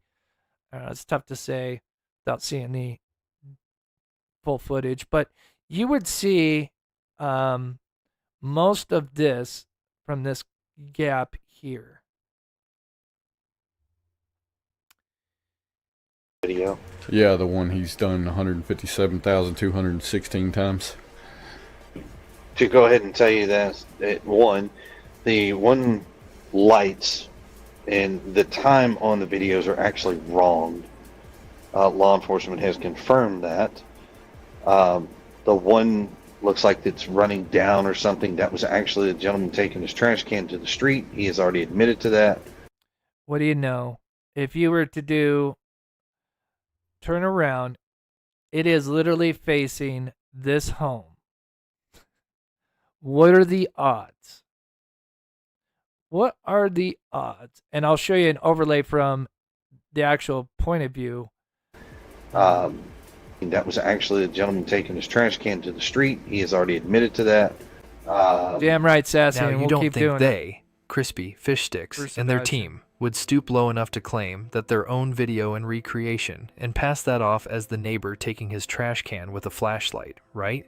They certainly wouldn't lie about space. You sure about that? You sure about that? That's why? So, as we see here, actually, let me go full screen again for a second. Okay, so remember the camera's looking this way, and I'm going to show kind of like the field of view. Now, obviously, the field of view is much wider, but I'm just kind of focused on how it capture part of it. But if you look, it would literally capture part of this driveway. And not so much the driveway itself, is the road and where the trash can would be taken out of. This is so important, especially about what I was told on this footage.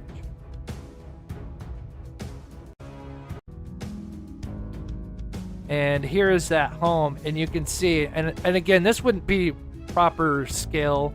I'm just showing that you can see the actual home setup. This takes a little too much time, so I apologize. But you can see as I overlay it again, this is not the scale. This is just showing you that there is that home when we look at a daytime screenshot. That there's that, there's that home. So the street, so this is the edge of the Proudfoot home.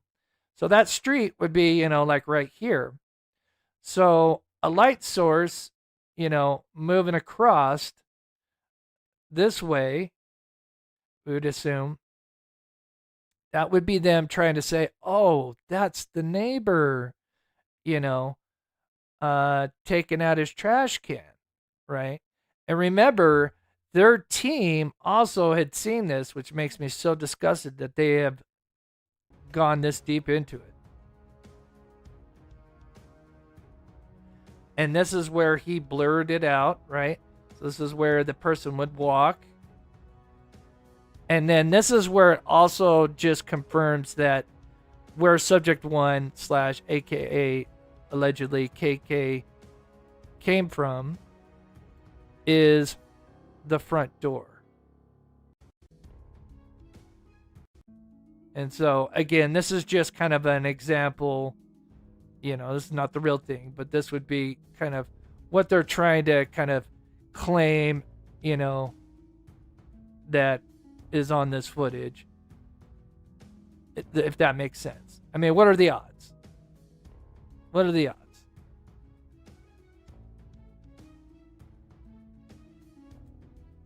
That they would stoop that low to do that.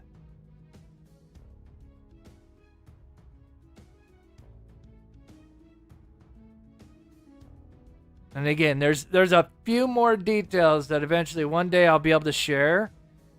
And it does relate to this home even more of why they even doubled down on this. That you'd be like, oh, yep.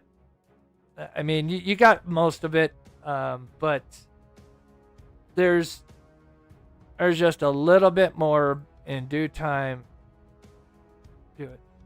But yeah, I completely forgot, and I had the interview, but I don't know why I cut it out. But yeah, you can literally see, here's Crabtree literally saying, yeah, this is the house that he was found hiding under, and one of the family members found Sebastian and walked him back to the house. They had no idea. And so they probably struck up some kind of relationship. And I'm sure, considering whoever gets close to the fish stink feet, they seem to butter them up, right? So wouldn't be surprised if they just kind of threw them under the bus, kind of in a sense, or maybe even whatever. And now the final thing is, there's a lot of speculation. Security Admit that they must have just missed is when they heard that there was footage of Sebastian taking the trash out, the trash can out. 1 second here. That was news. They were surprised. He said, I didn't know if they were being clear. I've not seen him taking the, that's all detectable. I will say too, that just because they have lights, like planter lights on their porch system, we couldn't, it's that dark in the neighborhood. Got it. So right here, I guess then to be 100% sure, it sounds like from what you're saying. And I wish, would you be able to release any of that footage, any of those tests? Okay. Just to put people's minds in. So this made no sense. Like, why wouldn't you reveal this? Because then it would kind of make sense. Oh, I guess Sebastian could sneak out of that house. But here, I think is the main reason. These about it be like, no, really, you can't tell. Like, even if it's just. Now with the context of knowing that allegedly, and in my opinion, and I'm telling you guys, the thing that I can almost say almost 100%, well, I always have to be careful, be 95% out of the back door, crawl space, garage door, front door, out of the 4 different sides that a person could have came out of, and we're talking about subject 2, aka, in my opinion, KK, was the front door. And now, with that context, this is why they didn't want to show that. A quick video of somebody walking out of home. Listen, I would have to ask, and I'll just be honest, because the way that the people have just trampled, and the FBI did this as well too, just so you guys know. But just walk out of the house and see if we could detect it on the monitor at all, and We couldn't. It's that dark in the neighborhood. Got it. So, and yeah, does that make sense now? And it makes sense for them to even do that test to see, oh, let's make sure that did work. But yeah, because allegedly she came out that front door and then came back into that front door. And that is why they don't want to show that, because, again, for a multitude of reasons. But it makes so much more sense now. Yeah, I think that's just, I always kind of thought the back door never really made too much. I mean, a little bit, thought maybe you could sneak, but you'd have to climb over the fence. The crawl space was kind of up there because, that's like right there where the, pops right out, But now it just makes so much more sense, especially now knowing what's on that footage. Again, I haven't seen the footage, but I pretty much know. And if you guys, like I said, one day I'll tell you the source and you'll be like, oh, yep. And then I could explain even more why they go with that trash can coming down the hill. Like, yeah. But yeah, hopefully that kind of puts it all together is why they went that route with the neighbor across the street, because from this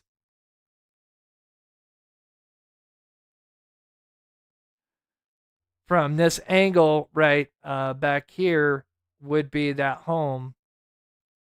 And again, this idiot put this blurred for privacy, thinking he, again, I think, I always just thought he was just being cute. But now knowing that there's a light source that moves across, I can say that, like I said, 95% without seeing it like myself, but the source is,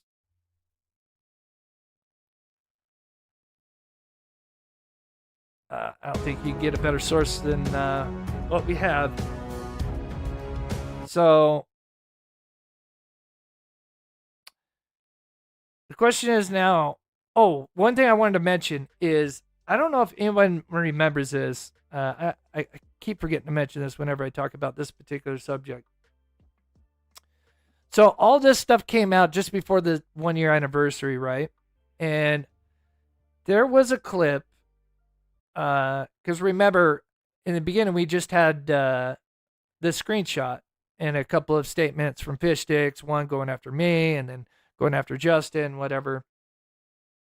And then Crabtree went live sometime shortly after. I don't know if it was a week later. So somewhere between like the first week of February to the third week of February, somewhere in that gap time frame. And it was when Crabtree was live. So I don't know if maybe someone know. I may be able to look at the metadata and narrow it down. But I know it's somewhere like second, third week of February. There's a video, a clip of J for Justice, and I believe it's on her live show. She could have been on somebody else's, but I'm pretty sure it was her. And this was the same time as Crabtree was live showing the unredacted clips, which, like I was freaked out. Everybody's freaking out. Like, oh my God, we're actually seeing what's behind these blurred images. And there's a clip of her literally quoted as saying, because she's getting like it maybe from the chat. I think it's probably from the chat, I'm assuming. And she's getting word that Crabtree's live and he's showing the unredacted pieces of this. And she's literally quoted as saying, somebody better get in contact with Fish Sticks because his boy Crabtree is live right now showing the unredacted stuff. And to me, it is the most fishiest red flag thing I've heard, not the most red flag. Obviously, there's so many, but to me, I was like, oh my God, I cannot believe she is like caught saying that. And like, again, what happened to transparency? And anyway, I remember seeing that clip because somebody like clipped it off Twitter. And I think it was from like on the Sebastian's Army, somebody in Sebastian's Army. They clipped it and they posted it on Twitter. And I remember seeing it, and it's, it's only like a minute clip or something like that, maybe 2 minutes tops, with her saying that. Oh, it's people remember? Yeah, so people remember that. And I swear to God, I'm like, oh, I'm gonna grab that. But because he was releasing all this stuff and there was all these images, I was trying to get those, like trying to snag those up. And then as I'm snagging those up, I heard that he took down his live, and I'm like, oh my gosh! And I was trying to see if I could get into his live somehow. See if there was anything else. Couldn't, of course. And then it was probably like days later, I'm like, oh, I need to go grab that clip. And that clip was gone. And I'm like, that was so sus. Like, that was like so red flag. And I'm like, man, I wish I would have grabbed that.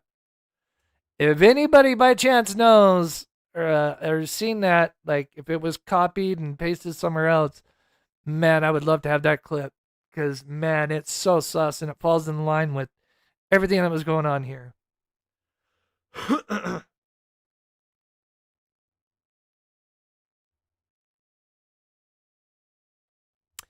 Thank you, Harley. Yeah, I don't think he's taken his, well, less, I don't know. It's been like a couple weeks, but I heard he took everything like down. I think his channel's like still up, but like I think he privated everything, which again, to me, I think it's sus. I think, personally, in my opinion, I think Crab knows, and I think to an extent, I'm sure, Crab and those people I just showed, know, because they'd have to have seen these videos, and they'd have to have seen some really shady shit. And the fact that they've doubled down on this, because I've told you guys, I've explained how this works, like, imagine me coming on tomorrow and flipping and saying, you know what, I came across this little bit of evidence showing that, you know what, I was wrong. You know what, the stink feet, they're innocent. And it was Seth. You know how many people would stop following me immediately? I mean, there'd be some diehards, but again, it's kind of like politics. Like, and you have your core audience, and like, so imagine, like, you can't have like Michelle After Dark, any of these people that would dare to like ruin a good portion of subscribers on a big case where they just all of a sudden flipped, unless it was like them being arrested, like one of the fish sticks, one of the stink feet being arrested. It wouldn't be until then where then you would maybe see a change in tune where everybody's going to go with the majority, right? But bringing all this, it's like still like you would think this would be enough to like show like they are super sketchy. They know that they are covering up stuff. And Fish Sticks took a nice big payday to help cover up and throw shade and mud at the wall, and just for a payday.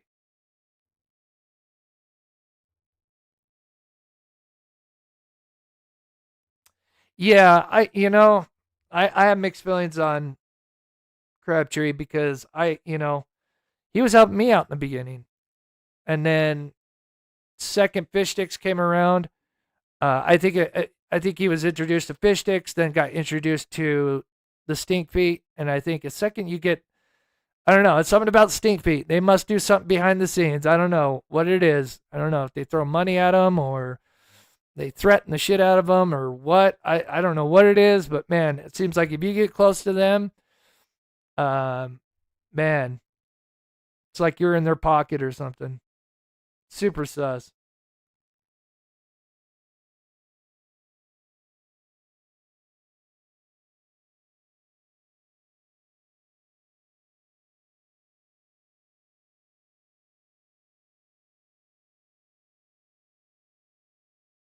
Yeah, and then you got Mother's Day tomorrow. I doubt, she's going to be worried about Sebastian, right? God knows where, if they're even home, you know. In my opinion, they're probably out somewhere at an RV park. Who knows? I've always kind of thought about them speculating that they've prepared to be like to go on the run the second stuff hits the fan, in my opinion. That or it'll be Crispy that turns on KK. Because I think, in my opinion, kind of depends on where you sit and the scenarios you sit on. Clearly, Crispy had a hand in it, premeditation and the aftermath. Whether he was involved directly in the middle of the night, certainly possible. But yeah, I think it would be one of those two turning on each other when the heat gets hot enough. Sassy gifted a Mob Crew membership. Thank you so much, Sassy. That helps me out so much. God bless you. And I'm sorry, guys, I went much longer. I'm going to try to do some short form content to break some of these down. I agree, Carol Ann. 100%. And for those, Mother's Day tomorrow. Happy Mother's Day. It's kind of crazy. I was actually born on Mother's Day, and it only ever happens. My birthday lands on Mother's Day. I don't know if it's every 4 years or something. I have to look it. I guess I could look that up. Oh, let me look that thing up.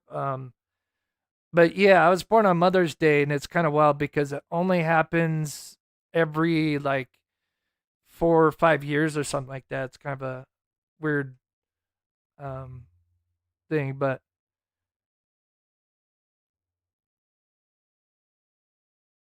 I was mainly raised by my mother, so I give all the credit to my mother for raising me right.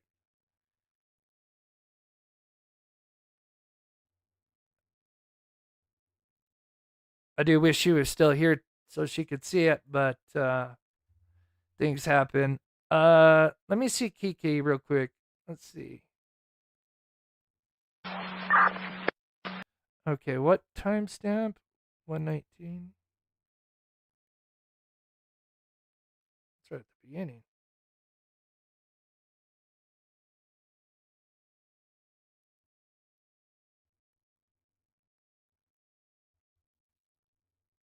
Let's see here. At 119?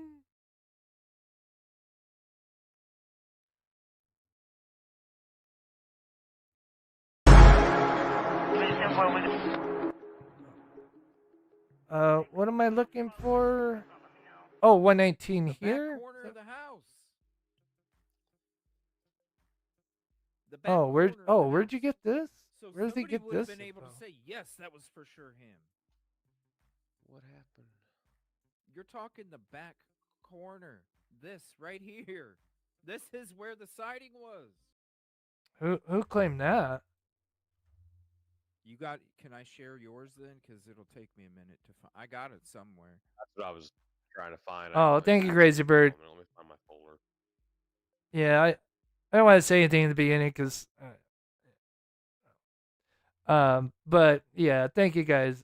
I appreciate that. Let's. I know I got it. Yep, here it is, right here. I got it. All right, so here's the Caltopo. I'm just gonna keep saying this. You're good, dude. It's just Tomato. It doesn't matter. Tomato. All right, right here. The back corner of the house. Okay, so one thing I'm going to say right away is sometimes the exact position isn't always spot on. I just want to mention that right away. Sometimes, especially if you're plotting a spot, you may, because you can punch in like oh, this is where I stopped and saw this. So like when you're on those apps, so let's say, when I was out searching for Aiden Clune, which, if he's out there, he would just be remains, sadly. And let's say I came across a bone. Well, then, and I had the app, what I could do is, and it's already plugged in my movement. I can then go place a mark, and then I can put in a description like, okay, bone found here, and then it will have a spot. And sometimes it may not be exactly where you originally found it. You could have saw it and then you moved a few feet over. So take this with a grain of salt. Now, of course, not everybody would know this unless you actually work this. So, the back corner of the house. So somebody would have been able to say, yes, that was for sure him. What happened? You're talking the back corner. This right here. I wonder if they meant to put the garbage truck or garbage can spot, but it got moved because that's not far from where the garbage can would be. I'm just speculating here. Again, I don't know. This is where the sighting was. No, it wasn't.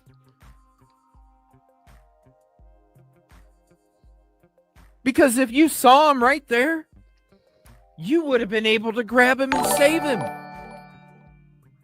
Yeah, there'd be somebody running after it.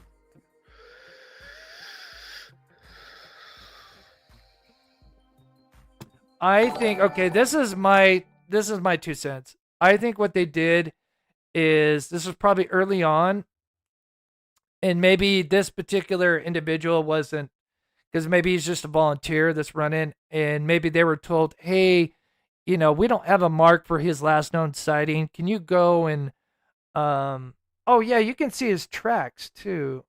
Well, we don't know if that's his tracks. I'm just going to guess, this is one theory, this is probably early days, and, they told one of these volunteers or whatever, it could be an actual deputy or whatever, not deputy, but just law enforcement, but an SAR, and they told him, oh, hey, by the way, just so we have on record in our map, the last known sighting is by the house. And so maybe just by that time he was maybe in the backyard, and then he just put that thing down to kind of mark it next to the house. That's what I would be. That's what I think is going on there. And of course, Mr. B's not gonna go outside of what he's been told this whole time, because this is why I've been showing you the screenshots in the statements, showing you guys that who gets the scoops? Mr. Barris. Right? He put the statement out on Facebook before law enforcement put their statement out, bro. Yeah.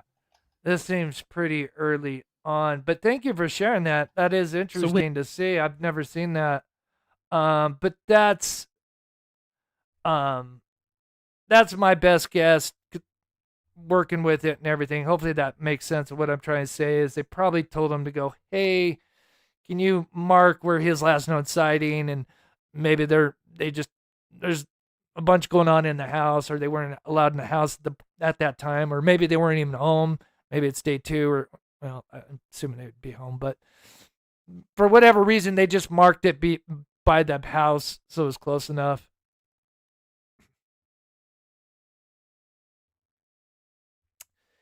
Yeah, Kiki. Yeah, you're welcome.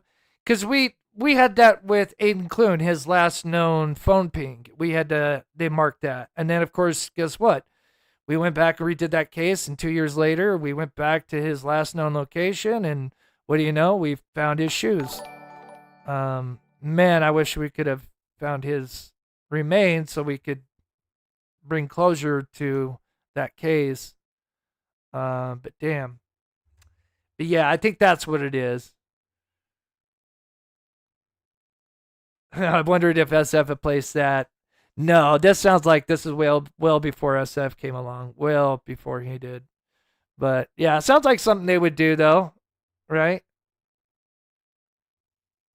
Yeah, it's kind of the same concept, right? Yeah, it's yeah. Oh, thank you, Pocahontas. I'm not sure if I'll go live tomorrow or not. If I do, it'll be later. I'm trying to work on some short stuff, but thank you guys. I appreciate that. Happy Mother's Day. We'll have to see where I'm at tomorrow. I'm really trying to focus on some short stuff, but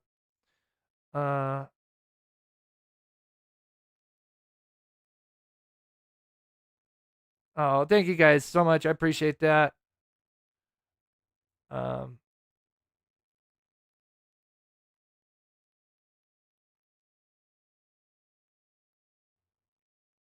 Thank you. Oh, you guys are close. You guys are neck and neck. Thank you so much, Sassy, for everything. Thank you to the mods. Oh,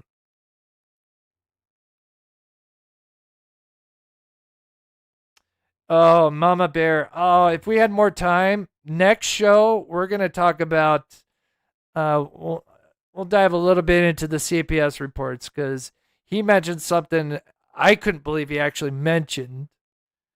That some people don't really maybe fully understand what was going on.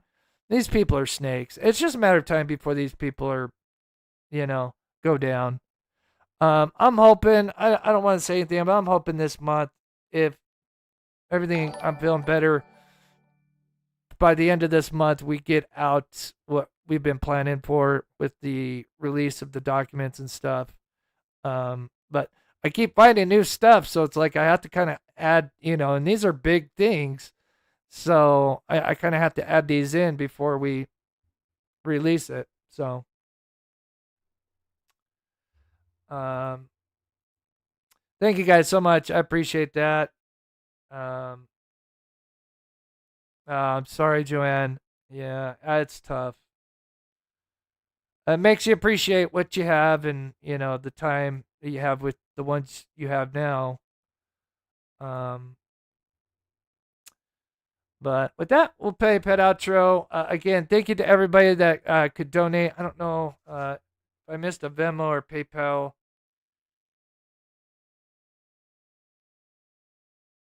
Thank you to Amanda, I won't say last name, for the PayPal. Thank you so much. Man, it really helps because, yeah, I missed quite a bit. So thank you so much, guys. And thank you for the jewels. I'm sorry that for some reason, hopefully I'll make it better. I can see who sends the jewels. Sometimes it does, sometimes it doesn't. But with that, we'll do a pet outro. And if we don't see you guys tomorrow, to all the mothers out there, happy Mother's Day. God bless you guys. And we'll do the old one this time. All right, guys. We'll see you guys very soon. God bless. What you said to me, I get you on your knees. Rewrite all the things you said that I should be. I'll get you, now you'll beg me please. Hey,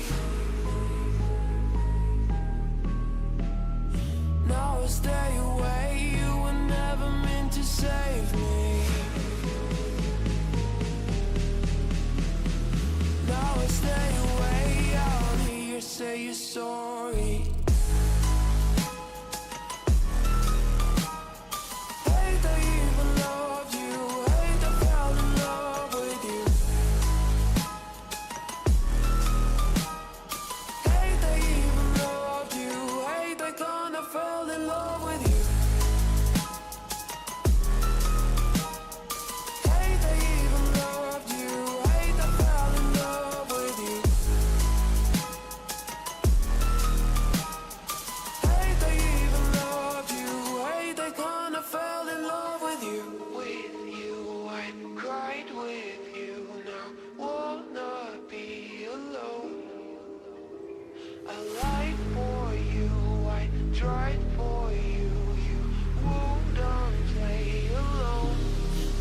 got you in my sight. I keep all the words you said to me. I get you on your knees. Rewrite all the things you said that I should be. I'll get you, now you beg me please.